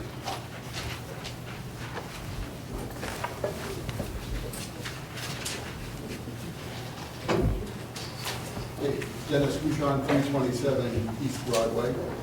And I know that the board tries to be open to the community on all issues. On the urine testing issue, you have failed, though, to meet the legal standard. And I'll get right to the bottom line, the policy is invalid. And I'll explain it why, because you all violated open meetings law. You noticed correctly, but you did not provide sufficient minutes. And I'll just quote from the Ohio Supreme Court decision on it. The minutes must include sufficient facts to understand and appreciate the rationale behind the village council's decision. It applies to all bodies. So they must contain sufficient facts and information to permit the public to understand and appreciate the rationale behind the relevant public body's decision. And that was referring to a work session, which I'll get back to in a moment. And then it goes on to say, minutes certainly should not be limited to a mere recounting of the body's roll call votes. You all had, according to your agendas, 12 meetings that the agenda said reference substance abuse policy. I don't know what happened to it because none of them said anything beyond board discussion, is all 10 of them said. But your biggest problem is Two of the meetings were work sessions in July 2016 and April 2017. Both of them were basically 3-hour work sessions. So you had 6 hours of work sessions. And as you know, because I mentioned it before, it said those had nothing about anything. It had nothing about the meetings. All it did is repeat the agenda with the time opened and time closed. That's a flagrant violation of the open meetings law. In your minutes, Mike and I exchanged emails saying that some of them are on YouTube, which does not matter according to the Supreme Court, because your official policy is the minutes are the ones you adopt. Your 2011 policy said the minutes are written minutes. In addition, the work sessions had no recording. I was at 90 minutes of one. And the reason, if you read the Supreme Court decision, it's so important, is because when it's 6 hours of blankness, you get, like, I appreciate what Chris said, but a lot of it is, to be charitable, is tendentious.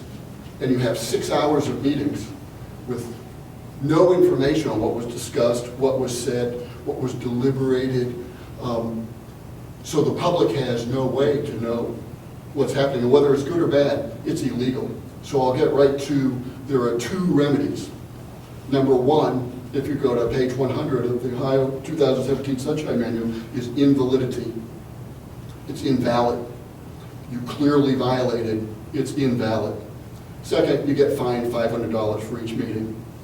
How can you cure it? You can't cure it. The only public meetings, open meetings violation that we cure is when you put something on the ballot. So you can't just say, oh, now we're going to discuss it again, because it's a fatal, invalid mistake that you made. Not that you weren't well-meaning, but you violated the law. It's invalid. So what I would suggest, kind person that I am, is that you delay it for at least a year, that you talk to your counsel, or have me talk to him, and we'll go over it with him.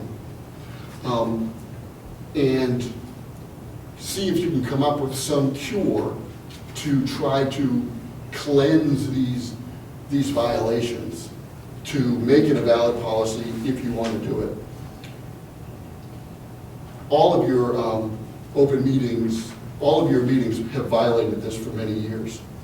However, I'm not challenging the others. I'm challenging this one because the policy is intrusive, unjust, and harmful to the students. It's not trivia. That's why 25 or 30 people turned out overwhelmingly against it. And I can make further arguments why it matters. But the reason it really matters is because it's illegal. You made a mistake, and it invalidates the law.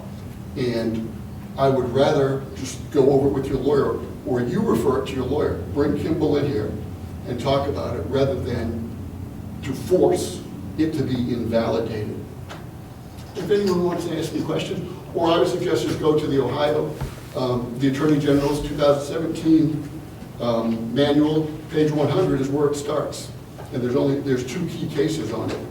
One which you might prefer, the 96 case, White versus Clinton County, and then the second one is Long versus Cardington Village in 2001. Those are the key cases.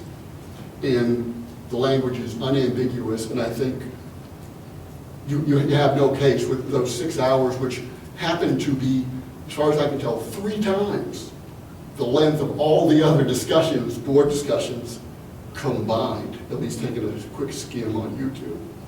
So. Thank you for coming. I think this is, we need to refer to council on this, and we will, be advised accordingly, and definitely keep you posted. So if you want to give me a call tomorrow, I can talk to you quickly, because this is time sensitive. Yes, for sure. But we'll have to consult counsel for sure. Great, thanks. Would anybody else like to address the board? Thank you.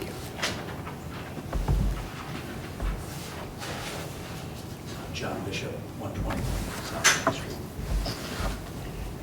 I would like to bring to the attention of the school board current policies on food and wellness in the classroom. The board recognizes that good nutrition and regular physical activity affect the health and well-being of the school district's students. Furthermore, research suggests that there is a positive correlation between a student's health and well-being and his or her ability to learn. Moreover, schools can play an important role in the developmental process by which students establish their health and nutrition habits. The current policy on classroom rewards states that routine or short-term classroom rewards cannot be food-based. Food rewards provide unneeded calories and displace healthy food choices. Rewarding with food can interfere with children learning to eat in response to hunger cues.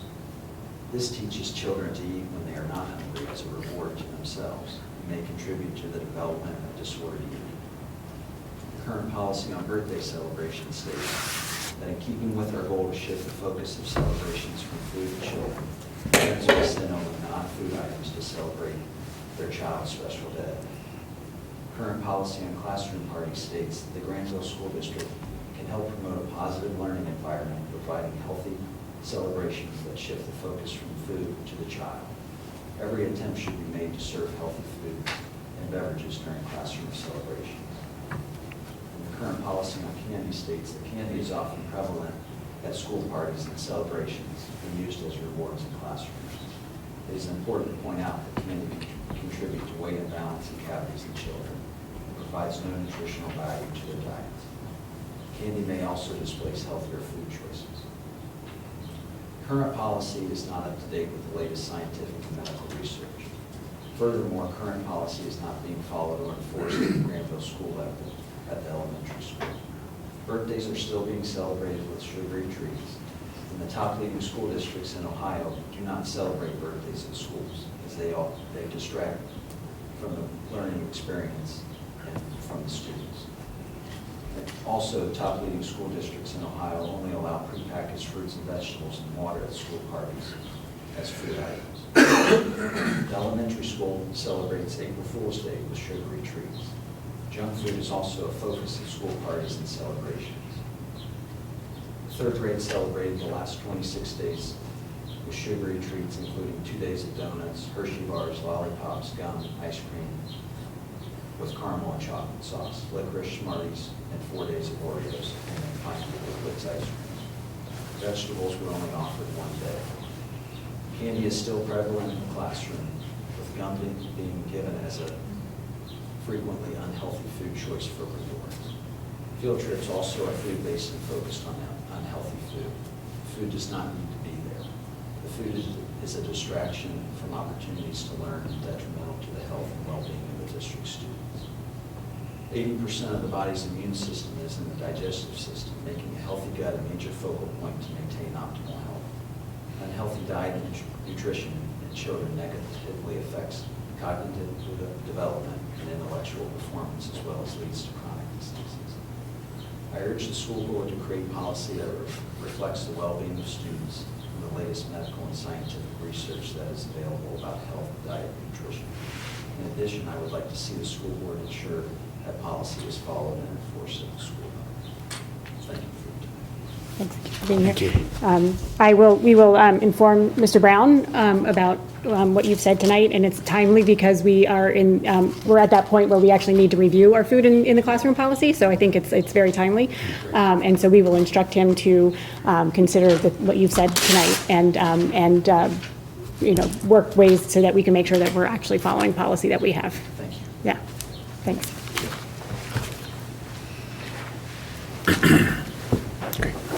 Anybody else like to address the board at this time? No? Okay, we will move on to the action agenda. Oh, no, I'm sorry. Whew, I really want to go home, don't I? I think so. Indeed. So sorry. We will actually now do board discussion. Did you have any introduction to the discussion? I do. Okay. We are starting down the path of a well-being task force within the district. So this is going to be made up of stakeholders that represent all aspects of our school district that have not been determined yet. What we'd like from you is some direction in terms of where that goes before we reach out to the community, our staff, our teachers, and other local entities that might help us go down this particular path on well-being from all aspects, emotional, physical, any type of well-being you can think of. So what we're really looking for here in this particular part is outcomes that you may be interested in, priorities that you have as a board, thoughts that can really just help shape the entire scope of work that we're going to have before us over the course of the next year. This is, it's a relatively big initiative that we're trying to narrow that down and give a little more focus in terms of what you as a board would be interested in terms of outcomes and directives, priorities, et cetera. So any thoughts you can give that will help us shape that conversation starting with our leadership team would be appreciated. Thanks. Great. I just want to reiterate, like just as part of this conversation, that the counselors, along with some student leaders at the high school, convened a meeting of community members and leaders. I actually went to this meeting about stress at the high school, so I think that's part of this conversation. And we had a discussion about lots of things about high pressure to achieve at high levels, maybe unrealistically for some. They wanted to, talk about stress management. How do we do that? What are some environmental factors? So, I mean, this is not narrowing the conversation, but this was a conversation that we had at the high school and back in March. And so it's on the students' mind as well as, our minds. But, in thinking about this, I think we have long-term goals and short-term goals. I think we have things that we can address in each of the buildings, but then I think we have things that are more district-wide, but also more county-wide. For instance, we talk about, I still like us to explore changing start times, but that I know has to happen more with, across the county just because of restrictions with CTEC and other, school districts. So that's more of a long-term goal, right? But I think I don't want to wait. I would like our students to, get some stress relief sooner. So I'd like our administrators to think about what can they do within the day now to help students. I had a brief conversation with Matt Durst about potentially having, a 20-minute period once a week where you can either, just veg out or you can go get extra help or whatever, but a scheduled time, so things like that actually wouldn't. Lots of things I think, with our schedule would require, a lot of work, and it would, nothing that we could do next year. But I think I'd like, administration to think about things that we can implement, as we go through this process in creating a larger plan. Does that make sense? Yeah. I mean, sounds very similar to recess. I mean, well, yeah, no, exactly, yeah. Recess for high school kids, it's going to be probably a little different in terms of the activities that kids pick, but. Right. Same concept. Right, exactly. And maybe at the elementary school, I don't know what that looks like. My son is going into the 11th grade, so I don't really remember.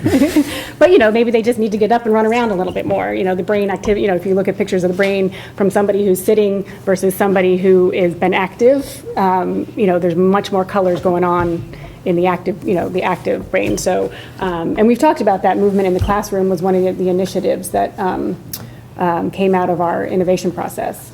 So maybe seeing where we are with that and pushing forward with some of those initiatives at the younger grades. So those are just some ideas to start off the conversation. I think you're spot on. I guess I agree with everything you've said. We've talked for the last couple of years about sort of the stress level that kids deal with, and some of them deal with it, obviously in different ways. As part of the discussion that the exhaustive discussion we've gone through publicly on the substance abuse test, and we've received a lot of commentary from folks in the community, professionals and others. And I think I'd really like to see us involve as many people as possible. I don't, in terms of outcomes, I'm hesitant to say what the outcome should be other than we need to adhere to what we always say, which is we're going to act in the best interest of kids. And I think that we need to examine everything we do. So start times, I think, are certainly a big part of that. There's an increasing amount of data supporting a later start. I also think, having a holistic approach to homework. Having had 4 kids in the schools, I can tell from experience, there are some days when they get homework from every classroom, and there are other days they get none from any classroom, and we should be able to balance that out so that, there's not 4 hours on one night, or especially homework on the night of a concert or something where everybody's out late. So I'd like to see us look at that. I'd like to see us look at diet and nutrition. I'd like to see us look at stress management, personal interaction, communication. There was an article that I came across recently that I know I forwarded to you and to the superintendent about a school that I'm familiar with in another state that had a number of tragic suicides, and the common denominator that they found in that pattern was students felt an inability to communicate well with their parents and an inability to find other people through whom they could communicate. I think we should address that to the extent that we can. And I'm not naive enough to think we're going to solve all of these issues, but I do think we all recognize that there's an increased amount of pressure and stress, and we are a high-achieving district. There's no way around that. That's the expectation. But I think we can help. We can certainly improve the way that we help students prepare for that and manage that, and families manage that as well. So what I'd love is to see us do is to come up with a study group, an inclusive study group that's looking at the holistic, the entire issue, and coming up with proposals or series of proposals that maybe move the needle in this area. I mean, I like your idea of recess, as Ryan said. I mean, I look at the private employment sector, and there are a lot of employers now who moved away from sick days to personal days. We require kids to have a parent note or a doctor's note or something when they miss school. Well, sometimes a kid may just need a break, may just, needs a morning off. We should find a way to deal with that and accept that and accommodate that, and not force somebody to come up with a fake excuse for taking the morning off of school. I don't think it would be abused. I think, and if it is, we have ways we can deal with that. But I just think that there are a number of ways that we need to look at this. I'm encouraged by the fact that we're going to be putting a new curriculum in place on substance abuse, and I think that's going to go to some extent to addressing some of the issues, but I think there's a long way to go beyond that. Mm-hmm. And I'd like to see us really set out on that path and make it as wide as possible right now.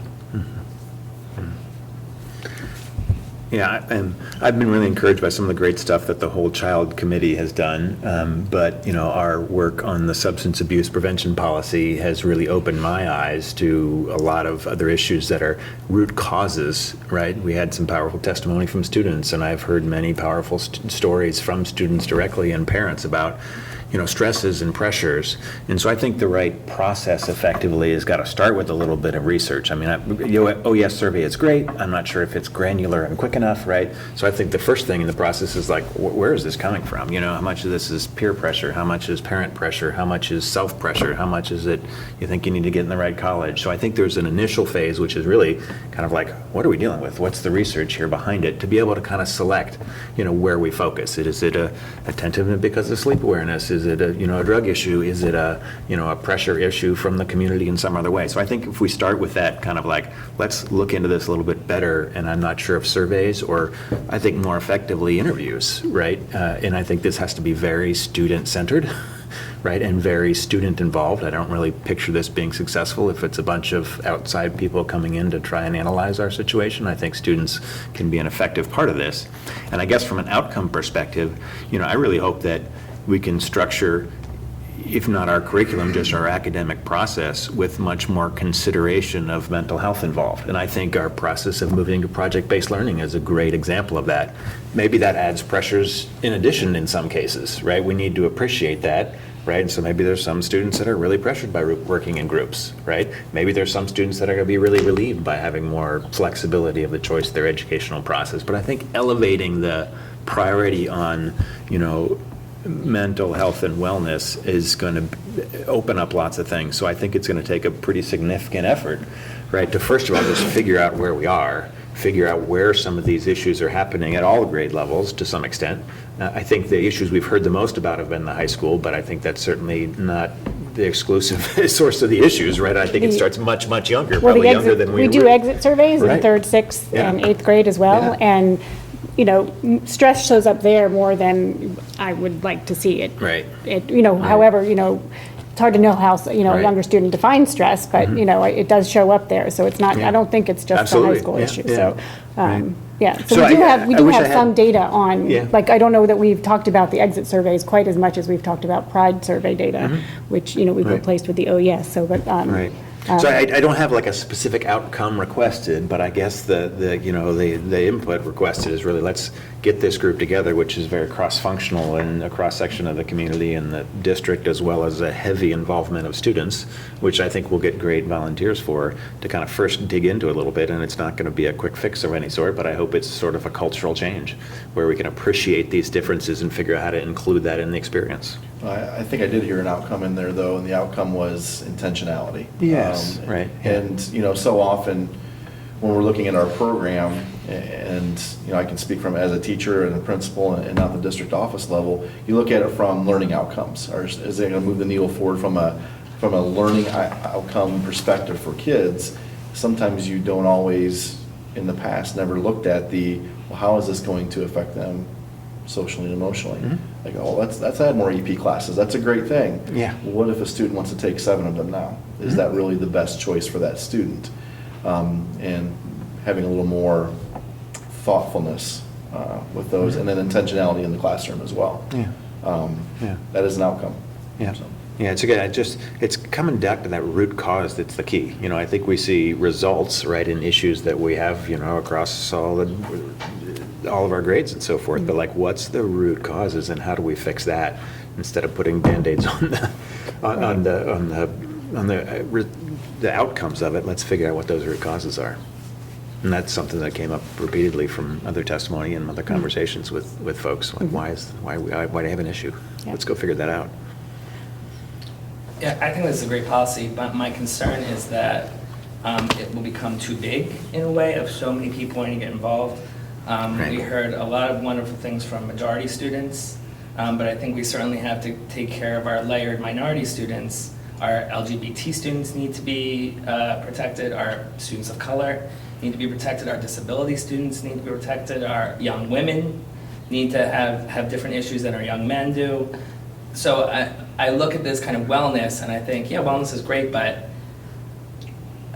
we're talking about a 16-year-old white kid, right, in this school. We're not thinking, from what we've heard from kids talk and all this kind of stuff, we're not thinking about that 14-year-old LGBT kid who's not out because he doesn't know how people are going to throw. So that's another layer in his onion of expression, right? We're not thinking about the black 16-year-old who's maybe the token friend and everyone loves, but he carries that home with him, and there's another layer on top of that. So my concern is, well, wellness is a great concept. I mean, if we include everyone under that umbrella in that one meeting, we're going to fill a monster room, right? So I don't know, and I don't know how to address that, because I would hate to create subgroups, because then you're taking marginalized and making people marginalized and not including a larger group. So I don't know how that's addressed, but I think certainly we have to look at stress levels within student populations as well as just the overall student population. That's a good point. I don't know how we do that. That's for you to decide. Well, that can be accomplished. People can wear multiple hats. We have that in the committees that we have right now. Some people wear, I'm a staff member, I'm a community member, and I'm a parent. And they wear 3 different hats during that conversation.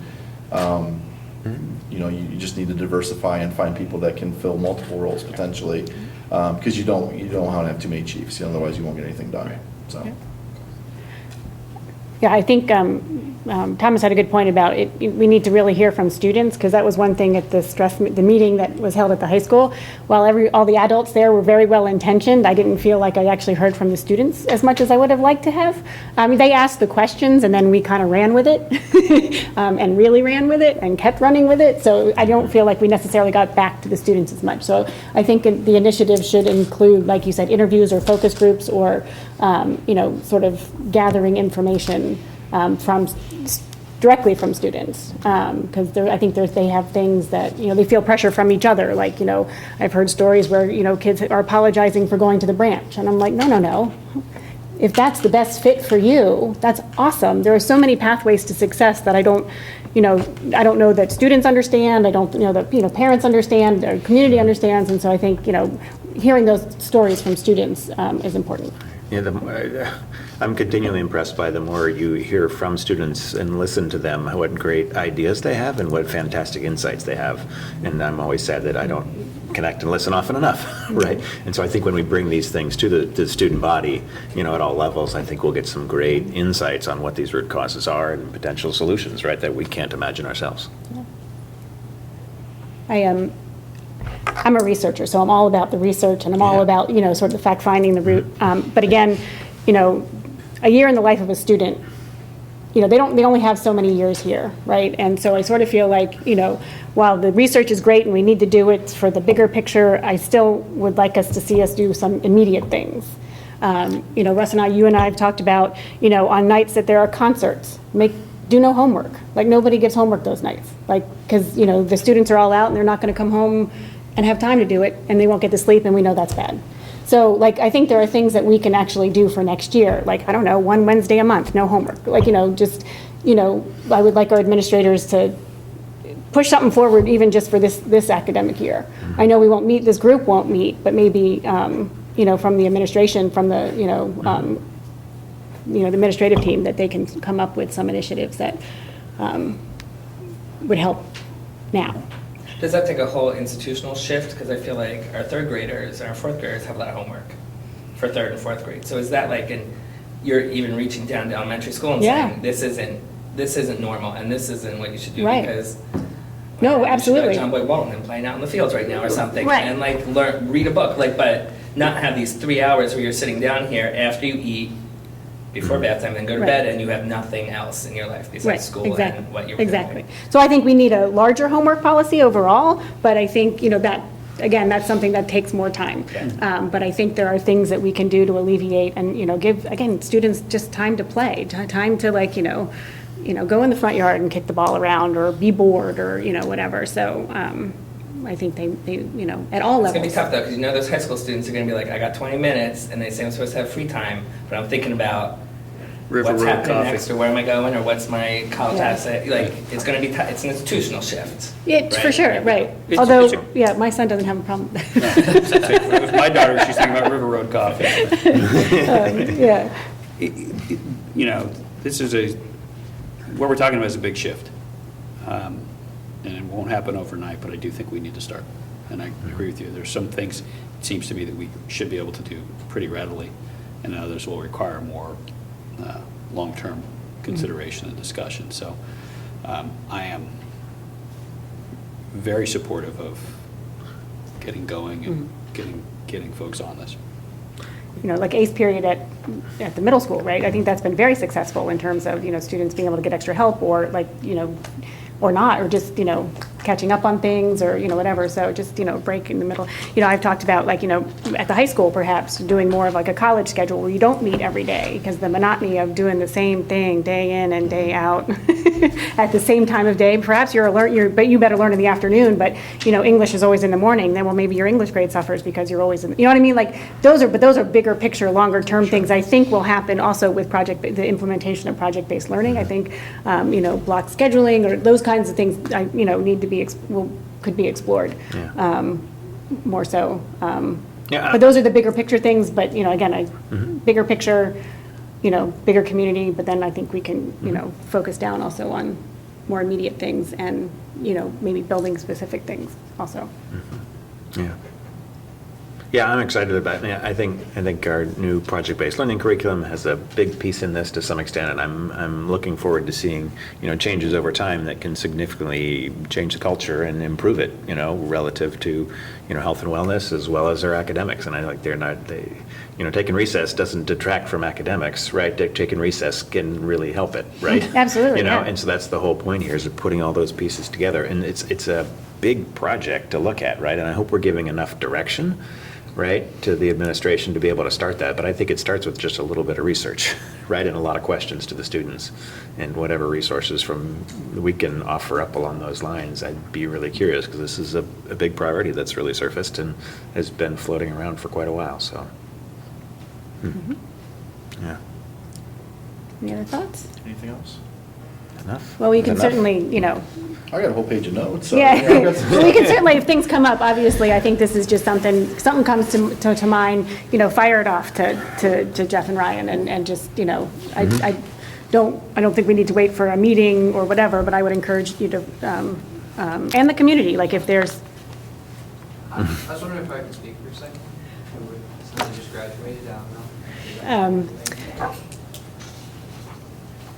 Normally we don't, like if it would have been better during public comment, but since we're a small audience tonight, why don't you go ahead? So this year they implemented during study hall that you can only leave if you're a senior in the last 30 minutes of your study hall. And it was supposed to make kids stay safer in the general, when you're going out, for just in general, if you want to go to a coffee shop or something like that, to relax a little bit during your school day. But I think it makes the kids do more dangerous things in the general sense, because they try to speed to wherever they're going or get there fast. And it's less becomes about relaxing during your study hall period and more about trying to go to where you want to go and get there.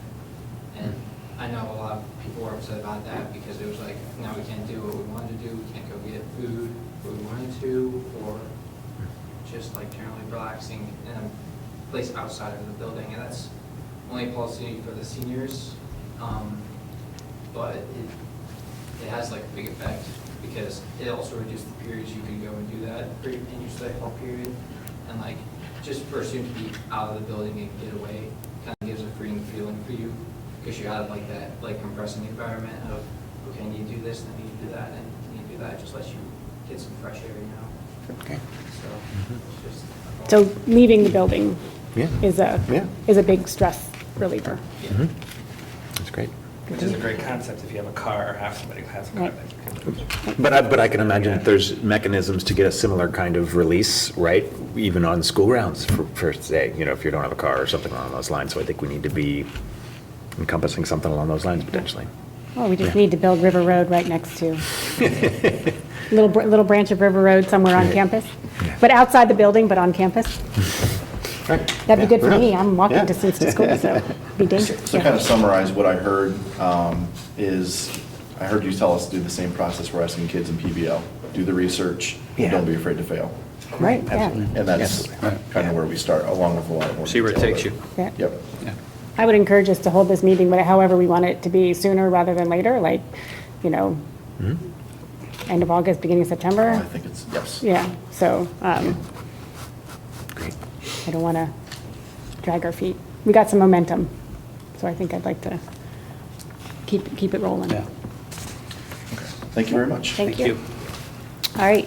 I don't know what I did with my agenda. Are we on the action items now? Oh, no, we have board reports now. Dang, damn it.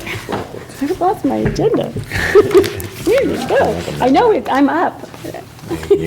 Thanks. Woo, I am all over the place. Just a quick CTEC update. I always like this time of year, to give just a little bit of graduation statistics from the graduating class at CTEC. This year, there were 256 students who completed their programs and earned their program certificates.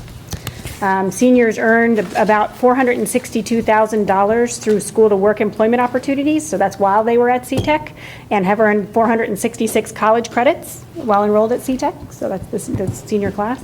271 earned at least one industry-recognized credential. So for instance, like if you're doing the medical assisting, you can earn your phlebotomy, like your blood draw certificate while you're at CTEC. So 271 students earned at least one of those industry-recognized credentials. And then at the time of graduation, 121 students had been employed in their field or are employed in their field of study. 154 are going on to, are enrolled in post-secondary education, and 16 students were enrolled in the military. So very successful classes, and just CTEC is an amazing resource that we have in this community. I didn't have a chance to sort of prep, but there's some really exciting things going on with adult education as well. I mean, that's a really highly regarded program for, you know, post-secondary opportunities, and so it's an amazing resource that we have in this county. So I like to highlight all their successes. So Great. Thanks. And that was it. So Russ, did you want to give a update on the economic sustainability? Sure, just a brief one. The Economic Sustainability Committee met this week. Thomas and I attended, and as did Mike. And the basic purpose was, prior to that, Allison Terry had prepared a study funded by jointly by the Village Council and the Township Trustees on all of the, generally speaking, developable land within the larger community and the status of utilities, the status of zoning and the like, really to sort of create an overall roadmap for where we might see development, whether it's coming as it comes east from New Albany, or where we might, as a community, try and direct that development. So when Allison Terry presented her findings in her study to the Village Council, several of those members had asked that the Economic Sustainability Committee group take a deeper look at that and perhaps prioritize some recommendations that the Village Council and Township Trustees might take action on in terms of where there are opportunities to encourage growth that the community wants either by extending utilities or looking at zoning and seeing what's prohibited or not.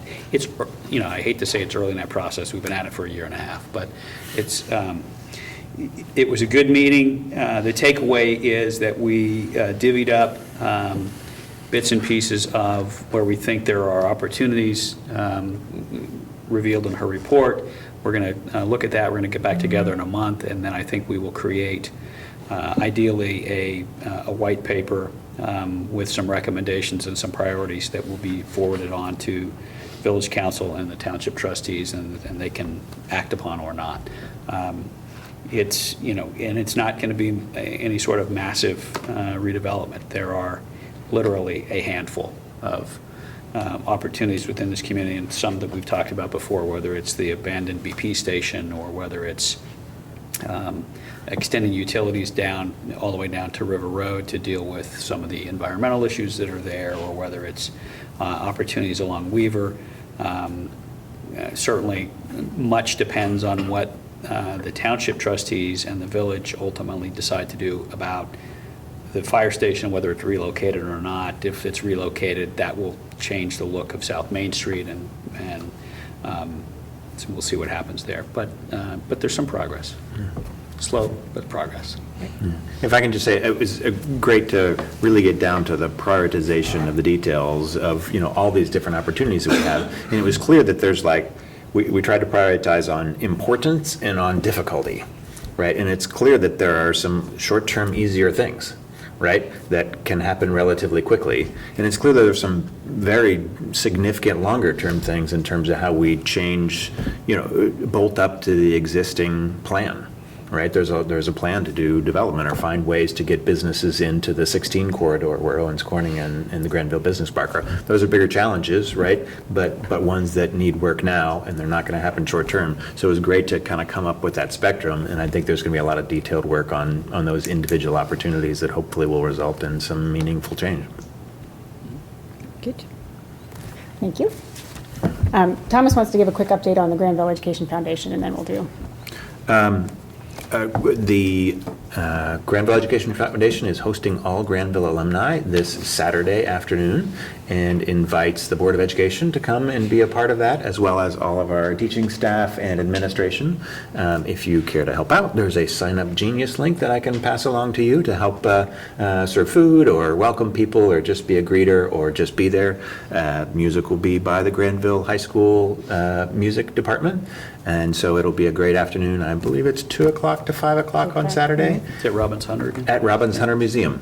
So all alumni as well will be there. It was a fantastic success last year, and we expect even more this year. There's been a great turnout already of people committing to come. And so be sure and put that on your calendar. And also wanted to extend a welcome to new board members, Jim Madamo, Amy Sanders, and Nate Wilson, who will be taking over as a treasurer as Peg Betts departs. So 3 new board members and a great event this weekend. Excellent. Very good. Great. You want to give an update on I'll the? just be very quick. Last month was the annual election for officers for the New York Granville Community Authority and the annual budget meeting. Isabel Thatcher, Dean Busick, Jody Sturgeon, and Joe Rutherford were all re-elected for 2-year terms. I'd like to thank them for volunteering. And the budget was approved. Of course, the money raised by the authority comes to us. They to be used for capital. All of the money this year will be dedicated toward technology.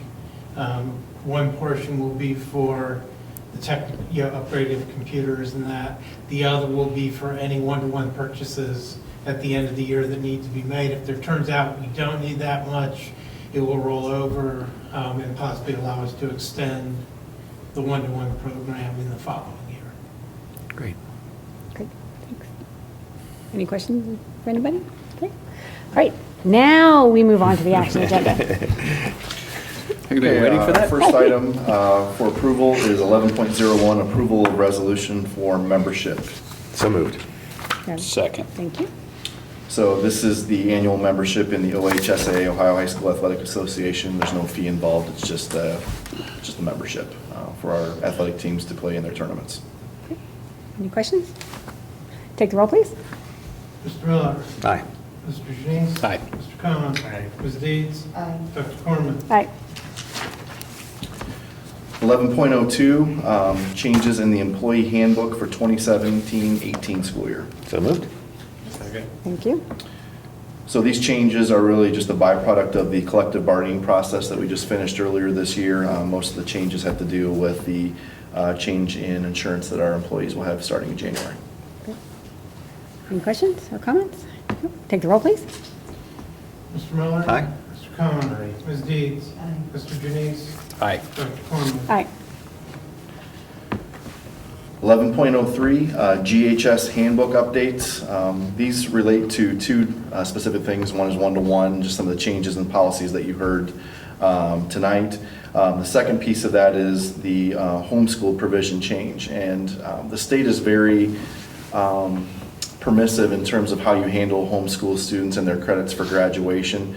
We are putting that to be very upfront and transparent with students that are, we have a lot of students that are they're homeschooling partial day and coming to school partial day. We don't want to get in the situation where it's the end of their senior year and they want a Granville High School diploma and we haven't done the work we need to do up front. So there's a policy outline and some recommended touch points along that timeline by the end of the sophomore year that we've included in there just to communicate that to those families. And it's now part of the handbook as well. So moved. Have a second? Second. Thank you.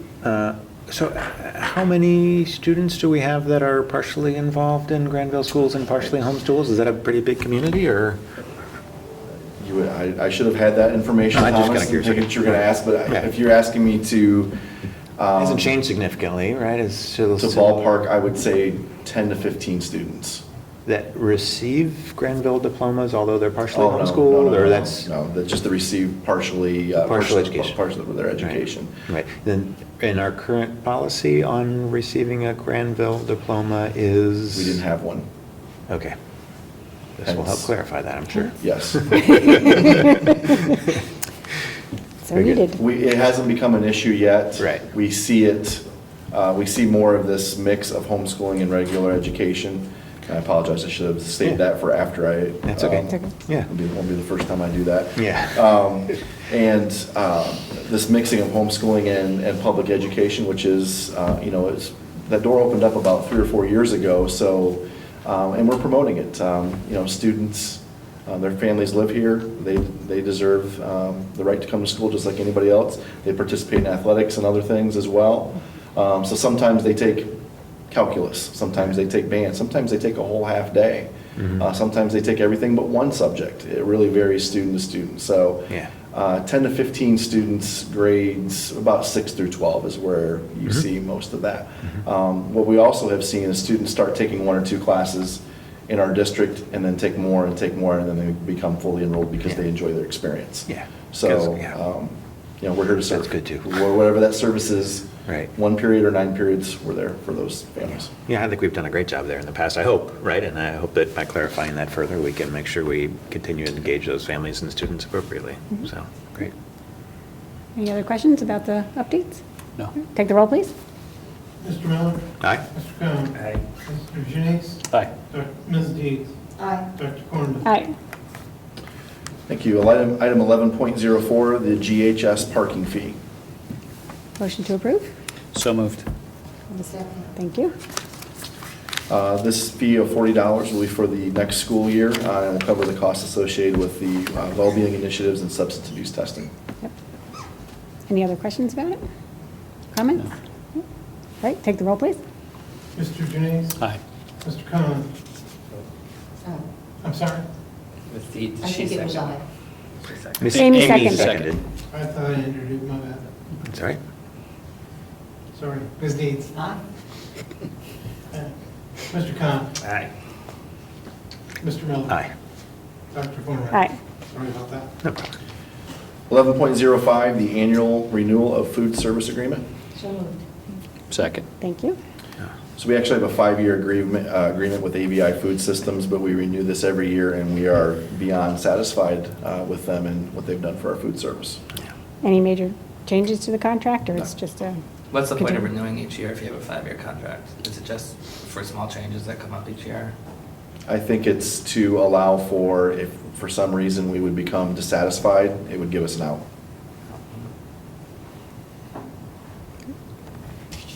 Take the roll. Oh, everybody good? Sorry, yep. Take the roll, please. Ms. Deeds? Aye. Mr. Janice? Aye. Mr. Miller? Aye. Mr. Cohen? Aye. Dr. Cornman? Aye.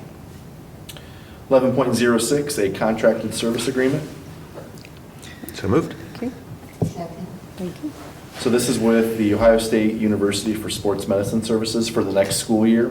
It's for our strength and conditioning services along with our training services, and the strength and conditioning is added on.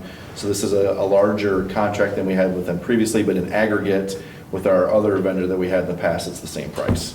So there's no additional cost to the district. It's just one provider now.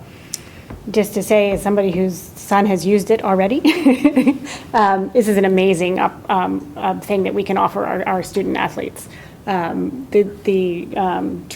trainer, Steve Rose, he was here last year and he's great. And my son injured his knee and he's being, already is helped by Steve, and having the conditioning people there and working as a team. And it just so happens that a sports medicine physician came into the training office and Kieran got to see, the doctor. So, I think this is just an amazing opportunity that the district is able to take advantage of for, and keeping our student, the proper conditioning is going to keep our students safe in the playing field and competing and things like that. So I just wanted to throw that out there. Thank you. That's an awesome Yeah, thing that we can offer. Any other comments? that's great. No? Okay, That's a good one. It's a good, take the roll, please. Mr. Miller? Aye. Ms. Deeds? Aye. Mr. Cohen? Aye. Mr. Janice? Aye. Dr. Cornman? Aye. Thank you. Item 11.07, OSBA web-based update service. So moved. Second, thank you. So this is just a contract with OSBA to put our policies on our website. Same as usual, same, no Yep. changes or anything? No changes. Any other questions or comments? Nope. Take the roll, please. Mr. Miller. Aye. Ms. Dees. Aye. Mr. Janice. Aye. Mr. Cohen. Dr. Cornman. Aye. Thank you. 11.08, annual renewal of the Global Scholars Diploma Program. So moved. So this $5,000 is paid to CCWA for enrollment for their services to provide the extra opportunities our students get through the Global Scholars Diploma. We get a discount because we're one of the pioneer members of the group. Fantastic program. And we have one staff member with the planning period dedicated to this as well? He has an extra period dedicated to it. Right, great. That's coordinate all the activities now that we have almost 100 students in that program. 100 students in the program now. And, yep. Across 4 grades or 4 3? grades, yes. Okay. It's full implementation now. Yeah. It's a 3-year program though, right? Correct, but Yeah. we have some seniors that don't start until they're sophomores. Right. Okay. No, that's a good, if you don't know if you want to do it, and then it gives you the Yeah. opportunity to. Or it doesn't fit or whatever reason, Right. yeah. Yeah, I was at the CCWA luncheon this year, and all the juniors got their cords, like, started as freshmen, and then, were promptly taken away because they're not graduating this year. That's the only thing that, if you start as a freshman, you finish as a junior, and, you get your graduation accolades a year early. But, We take good care of them. yeah. Any other questions or comments? No? Take the roll, please. Mr. Miller. Aye. Ms. Dees. Aye. Mr. Cohen. Mr. Janice. Aye. Dr. Cornman. Aye. Okay, thank you. Item 11.09, administrative and exempted employee salary schedule increase. So moved. Second. Thank you. This is a 2% salary increase effective for this school year for the administrative and district exempted employees. That number aligns exactly with the new collective bargaining agreement with the staff that was negotiated this past spring. Any questions? Great. No. Great. Take the roll, please. Ms. Dees. Aye. Mr. Janice. Aye. Mr. Cohen. Aye. Mr. Miller. Aye. Dr. Cornman. Aye. Okay, thank you. 11.10, the SOAR Leading and Learning Collaborative Agreement. So moved. Thank you. Second. Thank you. So this is an agreement with Battelle for Kids to be part of their collaborative, and one of the things that we're going to start working on this year, which really fits in nicely with what we talked about this evening, is other ways to look at student strengths through their high school diploma. In other words, a diploma that doesn't just have grades and courses and GPAs and other test scores on them, a diploma that measures leadership qualities, a diploma that measures some of those 21st century success skills that Jeff always talks about in your meetings and so forth that you have at board meetings that we talk about almost every single meeting we have now, and trying to show the skills that students are going to take into the workforce, into the real world, for lack of a better way to describe it, and how they've obtained those skills. So it's exciting work. I don't know what it's going to look like, but it's going to be very interesting, and there's only a few school districts that are engaging in this conversation. We're one of them. We've already signed on that we would like to be part of that conversation. That's great. And Battelle for Kids is top-notch in terms of the work that they do for kids and students and learning. So, And they're going to facilitate that to some extent and bring those Oh, yes. districts together, and wow, that's fantastic. Yep. But they also provide us with the value-added analysis of, some data analysis on our educational data as well, is that right? correct, Okay. yes. They're not really happy with the way that the data is chosen to be used by certain entities in the state, for example. But yes, they do provide that for us and give us some guidance on ways that we can mitigate the impact of just the evaluation aspect of that. So but we've had a great partnership with them for a very long time. And a number of things, right? Yeah, fantastic. So is this an arm or a division of Battelle specifically generating revenue from education in some way? Or is this because seems like it's going to cost them a bunch and doesn't cost us anything, right? No, they get the opportunity, if it's successful, to sell that product all over the country. So I think there's some initial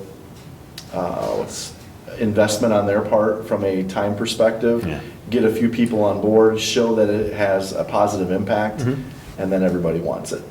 Great. And obviously, it's something that we're interested in. Yeah. They have a need for it. It's a great relationship. And we get the benefit of that. Fantastic. Absolutely. Yeah, great. Any other questions or comments? No? Take the roll, please. Ms. Dees. Aye. Mr. Miller. Aye. Mr. Cohen. Aye. Mr. Janice. Aye. Dr. Cornman. Aye. Okay, thank you. Item 11.11, approval of district expenditures. So moved. One second, thank you. All right, all of these items are from the PI budget, so we want to make sure that we're transparent about what we're spending money on in the PI budget. These are the following items there: the roofing projects at GES, GMS, and GHS. That is not the big roofing project that's finished out at GIS, it's separate. Classroom furniture, new flooring, HVAC, technology purchases, and new teacher laptops. So most of these things are completed over, or will be completed over the course of this summer prior to the start of school. And most of this is being purchased either on state contract, state term contract, or through buying consortiums that have gone through the bidding process to get pricing.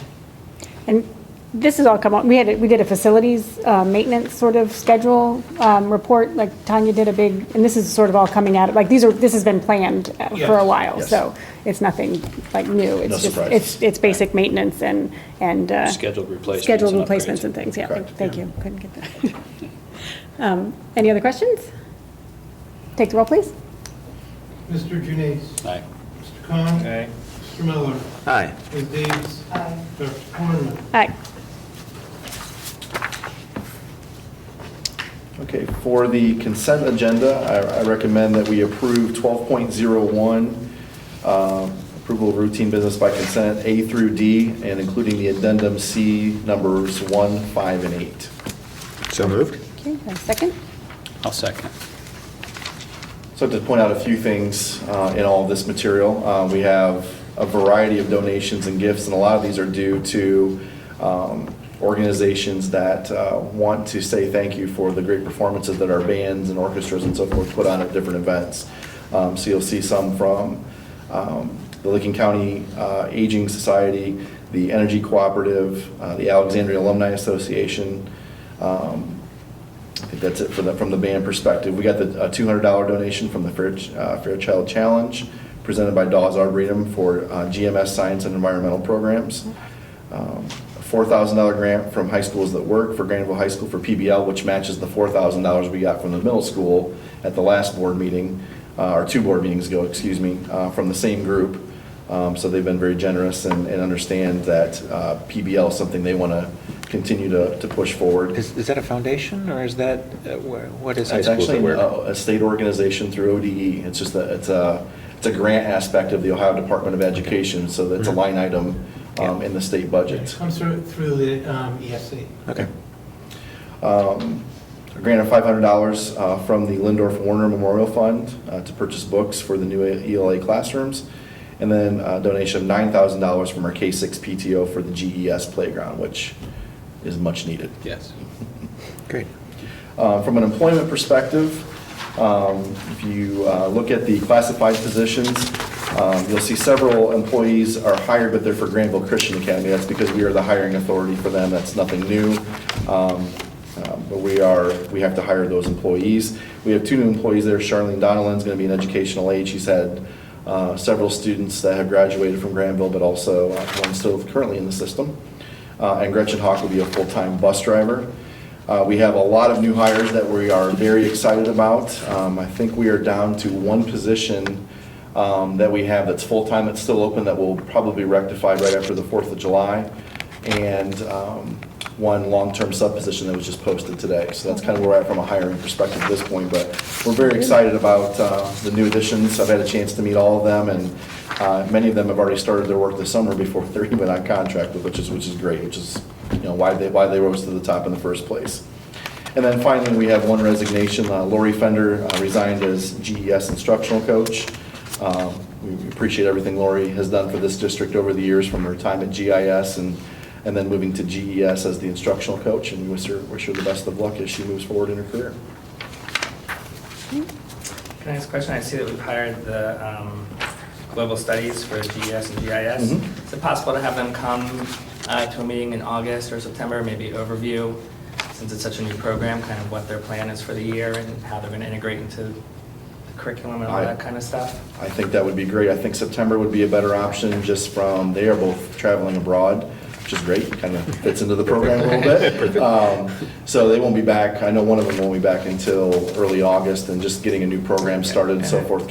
So we can just say maybe the fall at this point would be appropriate. But yeah, we can absolutely get them in front of you. That's a great idea. With the 2 new high school math teachers, did we have 2 resignations or retirements? We have one retirement. One retirement. resignation. Okay, Yeah, that's one right. retirement, one resignation. Right, okay. So one will Yeah. be teaching statistics and Yeah, that's right. algebra, and then it will be teaching geometry. Great. How much structure is there with the new hires to help them integrate into the culture? How much oversight is there? Sure. So the answer to that is there's a lot, and it's never enough, no matter how much you possibly give them. But it starts. That's not the reassurance. There's no amount of possible preparation we can give them prior to school, unless we had them for the whole summer, and you don't want to do that to someone. So we start August 1st, and we spend a whole day here at the district office. Myself, Tanya, really take them through a lot of information in the morning. Glenn and Evan will do a lot of the technology introductions in the afternoon, and we get all the paperwork and insurance and all the things just to get that off their plates before they walk out of here. Day 2, they get a lot of the trainings that we have to give employees. That may include ALICE training, protecting students in the classroom, CPR. If it's an off year, this year they'll get CPR with everybody else because we have to renew it this year as part of our Hard Safe accreditation. But other trainings like that are done in the afternoon. And then they spend an entire day or 2 in some cases in their buildings, just going through all the ins and outs of their buildings and so forth. The minute they're hired, they all have badges and keys to their classrooms. They can start getting in now, getting things ready. Some are already moving in. Some have said, I'm not ready for that yet. And, just depending on where they are in their life and personally and so forth. So that's the first part of it. Second part of it is they have a mentor assigned from a district perspective. So that's a very informal thing, but it's somebody that we can say at your grade level in your subject area, somebody that you're next to, that if you have any questions, you can always go to them and say, what am I supposed to do at a staff meeting? It's our first staff meeting. And maybe we haven't had a chance to converse with them about that. What's the grade card look like? Although that's something that everybody covers. But in case it's forgotten or missed or whatever, they can go through that. And then the county had the RESA program, the Resident Educator Program, that may or may not exist after tomorrow because it was not part of the House or Senate budget bill that was taken out of that. Now, there's governor vetoes that can still happen with that, but I would imagine the county will still have a mentorship, formal mentorship program that they will take staff through because there'll be some kind of provisions along with those things. So you take all of that, and then the principals do a very good job of having monthly meetings that we kind of script, like here are some suggested things you should talk to them in September, October, November, December, leading right up to the end of the school year. So you pile all that together. I think we give them a lot of information, but it's never enough either. That's the hard part. There's always something that's going to pop up, and they have to experience teaching in different school districts, and most of them have come from other school districts and aren't familiar with Granville. They're familiar with our reputation and our expectations, but not with what it's like to teach here, which is going to be a little different than where they came from. So I hope that answered your question. Okay.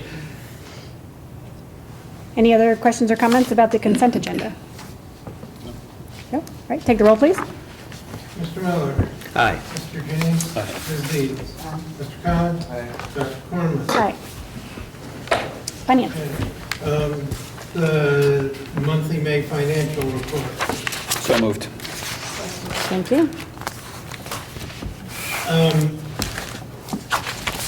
The overall gist of the report is, things have not changed from what we were expecting. Things are changing a lot because of the budget. I think what I want to go through, really concentrate on today in the report are 2 things. One is the last page. There is an overview of the food service for the year. The revenue for the year is going to exceed the payments to ABI, which is the goal of the program, is to at least cover the cost of operating the food program. There's some ancillary costs that go with the food program that are not specifically designed to be covered. It's good if they are. This year, there's a couple $1,000s left over that will cover supplies and licensing. The one big item that we do not attempt to recover are the pay-for-it fees. Those amount to about $23,000 this year. The district, by choice, absorbs those. Again, we can revisit that discussion, or a discussion of whether we want to raise food prices. We've not done that in several years now. We have not changed the prices of lunches. That's a future discussion we can have. But, at least for right now, we are more than breaking even, which is the goal of the program. We'll probably end up a little bit further ahead than that shows. The expenditure line item for AVI is, we have $15,000 encumbered to pay the June bill when it comes in July. Last year, that bill was a little under 12. The chances are it's going to be more in that range, but we want to make sure we have enough money that's encumbered to cover that out of this prior year's, or the year that's just ending's revenue stream. But we use pay for it for more than just food service. We use pay for it for food service and for the payment of online fees. Right, so that's, This is just the food service portion of it. oh, so the 23,000 is just, Just the food service portion. This does not count the portion that is absorbed out of the operating budget for the payment of fees and field trips and anything else that we do through pay for it. what's that go for? So that's just people not, sorry. Yeah, what does it cost out of the operating budget for everything Oh, else? that's a really good question. Yeah, sorry, yeah. Ballpark? I'd have to. Look it I'd have up, to yeah, that's go fine, back and yeah. look. I don't remember off the top of my head where that is. Okay. That $22,000 is just not recovered for people not paying for lunch, it's not for people paying not for reduced price lunch? No. This is for not recover. Anyone who for free and reduced, they're not paying anything. Right. This is for people who use pay for it to put money on their child's lunch account. There's a fee associated with the use of pay for it. We absorb the fee because there's a lot of benefit to us having people using pay for it rather than cash, and kids not having money and the whole. Right, just the thing that comes administrative with cost. that. Yeah. Mike, would you, I would request, I think, in light of your suggestion that we contemplate a change in lunch pricing, I don't know enough about it yet. Could we get maybe a 5-year history of where our costs are, so we can see where costs have gone up over that period of time? And I'd also be interested too in finding out the details on what the pay for it is, sort of for the general fee payment. If the administrative costs are getting considerably higher, and it seems like they must be, we maybe ought to think about doing something there. Yeah. But if you could just show us what the sort of the 5-year trend has been, that'd be I can good, do please. that. Thank you. The second thing I want to talk a little bit about as part of the financial report is the state budget, which is now sitting on the governor's desk. He has till tomorrow to make decisions on whether to veto anything or not. Unfortunately, not much has changed since what we have talked about. The transportation cuts that have been in the budget since the governor introduced it remain through the entire budget process. That is actually going to cost the district over the next 4 years about $780,000 in revenue that we have been anticipating starting next year. The per pupil funding amount will be $60.10 for both years, which is $10 per pupil, more than it was this year. Historically, they have been raising that by $100 a year, but it is $10 a year. There was an attempt to give us some relief on textbook purchases through College Credit Plus. That went by the wayside. And so we are still on the hook for the full cost of textbooks for students participating in College Credit Plus, as we were this year. What does that go for? What do we spend on that about? This year, we spent about $6,500. Okay. Now, we do get those textbooks back, but I don't know how much good that actually does us. Well, can we, if it's, There's if- used market for them, right? right, or if somebody else takes the course and the same book is used, can we issue I it? think we can recycle them, I believe. Is that, or What, can what we do is we reach out to the university and say, are you going, if the student wants the textbook, most of them just give them back to us. They don't really want to take them, but if they want it, and the university says, we're gonna get the next edition next year anyways, we give it to the student. We can't sell it Yeah. back, nobody's gonna buy it. Right. And if the student is that interested in the topic, then please have it and enjoy. So, but most of the time it's returned to us and then we have to buy new ones the next year anyways, because the next edition comes out. College textbooks. Hasn't changed.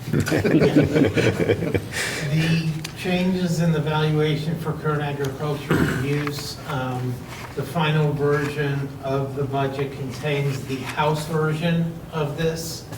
The difference between the House and Senate versions was the phase-in period. The Senate was phased in essentially immediately at over the next 3 years as each district goes through, or each county goes through a reappraisal or triennial update. The House version spreads it over 6 years. So it's half this time and half the next time. I know there is some question about the constitutionality of that, whether anyone challenges that. I know there is an attempt to ask the governor to veto the provisions. I would rate that probably as pretty unlikely that it will get vetoed.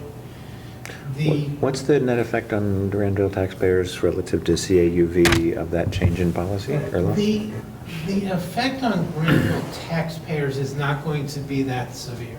Okay. Because ag is such a small portion of our Right. tax base. It will shift Right. burden from agricultural taxpayers to residential taxpayers. We don't have that Right. much burden to shift. The bigger impact, I think, on us is going to be in the next biennium on the impacts on the school funding formula.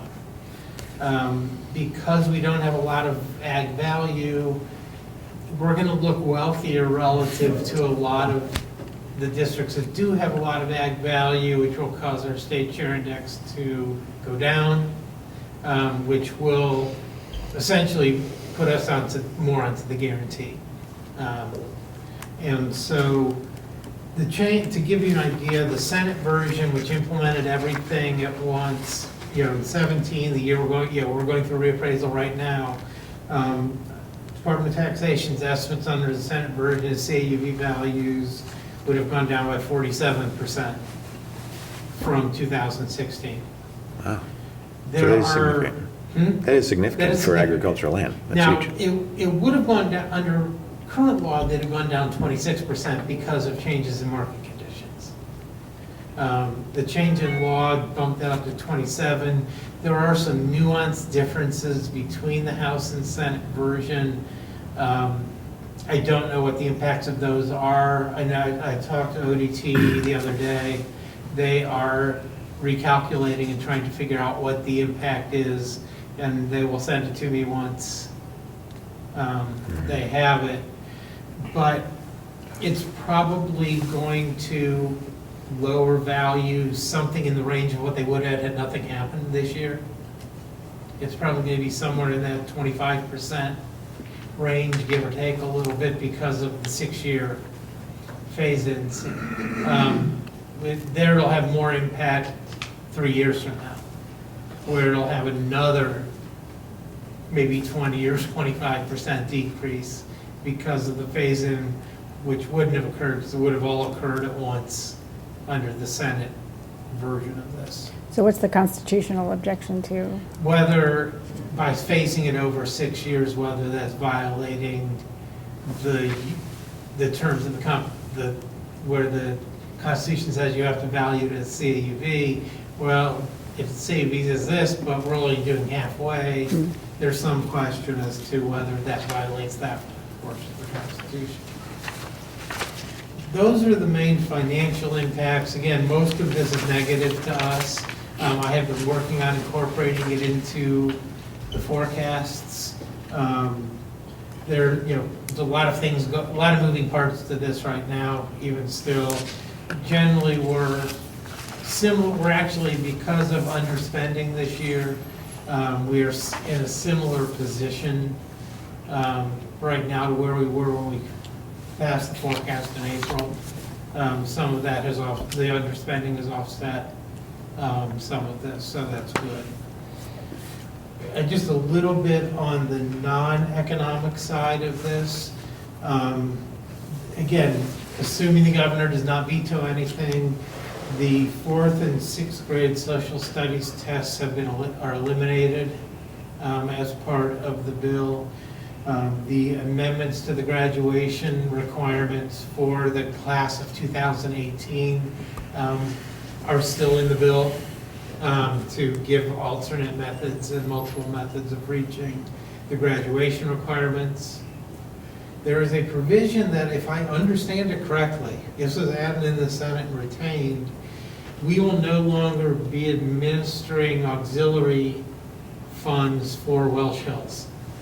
That those payments will come directly from the state rather than passing through us. But we will still be doing it for Granville Christian. But the provision said if it's a school that does not have a religious-based curriculum or a religious affiliation, which Welsh Hills does not, then the payments will go directly from the state to the private school. That's how we seem to read this. Well, that's not a bad thing. It's right? not a bad thing. But Granville Christian is a much bigger. Yeah, when you look at the total funds that come to that we get through this, Granville Christian is $200 and a lot of $1,000, and Welsh Hills is about $35,000. So in the whole scheme of things, Granville Christian is a much bigger portion of it. Anything else? Less testing is a good thing. Yeah. That's just a start, hopefully. Hopefully. Yeah. For sure. So that's kind of the overview of the budget. Again, of this stuff, potentially, yes, the CAUV could get eliminated. I don't really expect it to. The other good thing that did happen is the attempts on restricting how we can challenge property taxes. That has all been stripped from the bill. So that's a good thing. Yeah. Sure. Any questions about the monthly finances? No? No? Okay. All right, take the roll, please. I lost mine. There we go. It's catching. Mr. Janice. Aye. Ms. Deeds. Aye. Mr. Miller. Aye. Mr. Khan. Aye. Dr. Corman. All right. Thank you. 13.02 is the temporary appropriation for 2018. The resolution for that is in your packet. Overall, the initial appropriation is actually about $865,000 less than the appropriation this year. That is primarily being driven by the fact that we have the $2 million capital project this year, most of which is either used or encumbered. That will not repeat. And we had some more other capital expenditures than normal that fell into last year, so those numbers get smaller. The numbers that do get bigger, our Title I allocation has increased by $50-some thousand from last year, which came as quite a surprise to us. That is actually helping us in the operating budget because there are expenses that we have been paying out of the operating budget that we will be able to move to Title I funding. as well as Title IIA, which is for PD. We had about a $14,000 increase in our Title IIA allocation. And again, we're able to move some, last year we did not pay any sub costs for teachers out in PD, which we had in prior years. We'll be able to do some of that again this year and shift some of that spending back to Title IIA rather than through our budget. And we also got enough of an increase in IDEA funding to cover all of the increases for our staff currently paid out of IDEA, plus allowing us to pick up probably about 5% more of our sixth person who we partially pay out of IDEA. So that, again, that's a good thing. Question? We'll be back in September with the final appropriation. This just lets us operate starting on Saturday, so that we can meet payroll and things like that. Very good. So moved. Bernie? Oh, sorry about that. Oh, no, totally sorry. Do I have a second? Second. Thank you. Question? Any questions about the appropriation? No.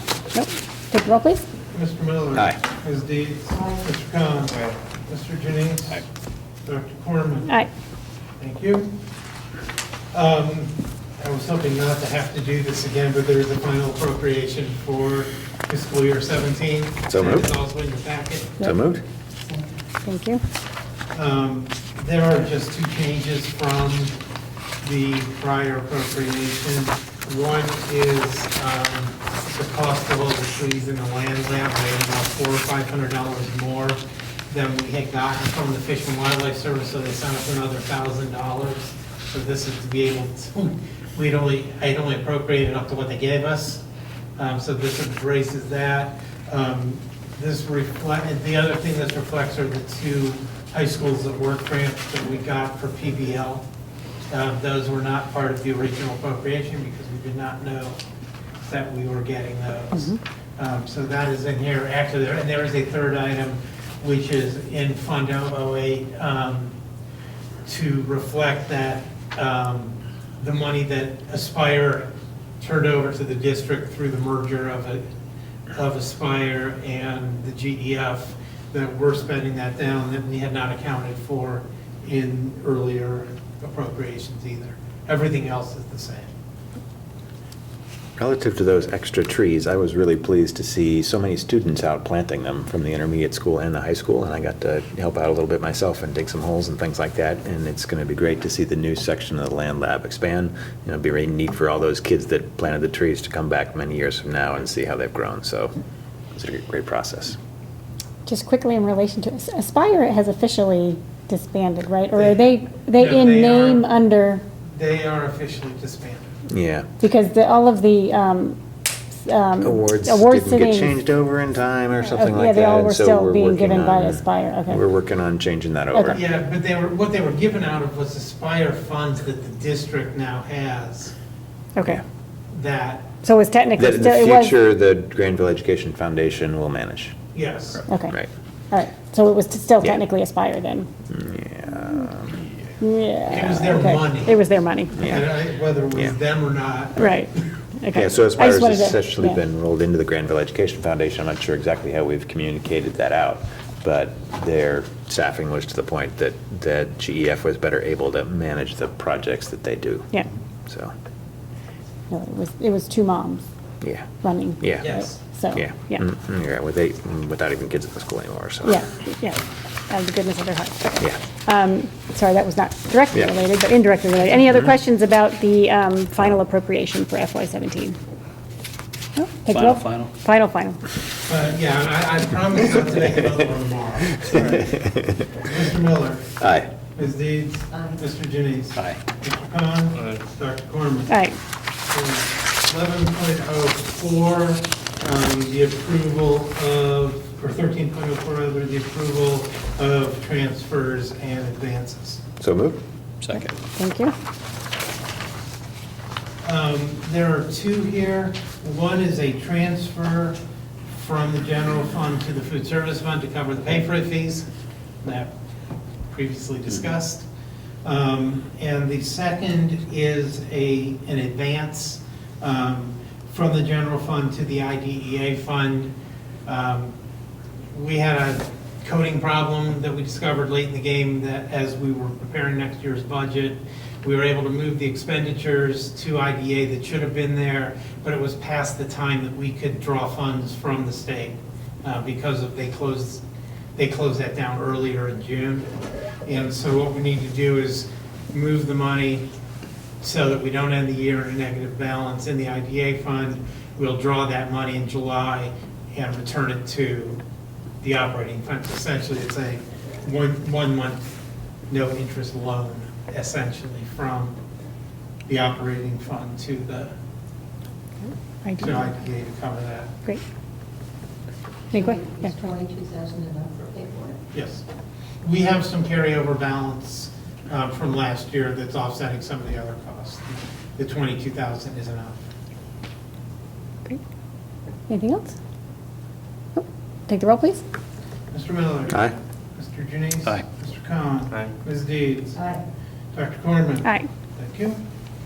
13.05, the resolution dissolving the middle school archery fund. So moved. Thank you. Have a second? Second. Thank you. Thank you.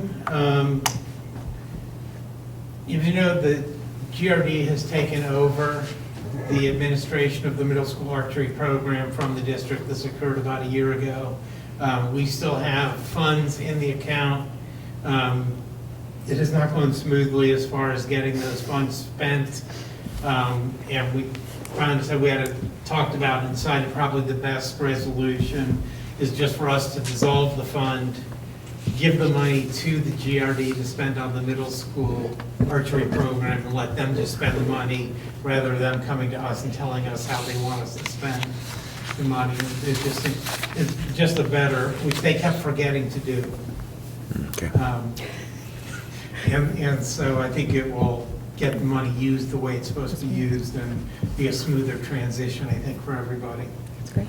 Does the GRD also administrate the high school archers? I don't think we have a high school archery program. There are high school archers. Are there? Yes. It must be through the GRD. It's all We through the don't- GRD, yes. We don't do it. But we, at the intermediate school, do we still? Intermediate school, we do? still, Right. that is run through Yeah.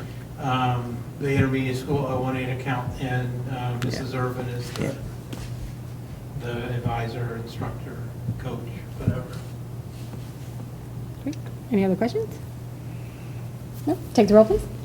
Mr. Janice? Aye. Mr. Khan? Aye. Mr. Miller? Aye. Ms. Deeds? Aye. Dr. Corman? Aye. 13.06 is the annual renewal of the insurance consultant contract. So moved? Second. Thank you. This, as the AVI, this is a multi-year contract that we renew each year. We bid this out last year. We went through the bidding process to choose Gallagher. They're doing a fine job for us. Are they involved with the staff education on healthcare saving They have accounts and so been forth, or is our active. provider that's more They have been actively involved in doing a great job. fantastic? Yeah. Coming out and working with the staff and talking to them about the changes that are coming. Great. Any other questions or comments? No. Take the roll, please. Mr. Miller? Aye. Mr. Janice? Aye. Mr. Khan? Aye. Ms. Deeds? Aye. Dr. Corman? Aye. Now I'd like to entertain a motion to move into executive session to consider the employment of a public employee or official. So moved. Second. Thank you. Take the roll. Mr. Janice? Aye. Mr. Miller? Aye. Ms. Deeds? Mr. Khan? Dr. Corman? Aye. And no action will be taken after the executive session.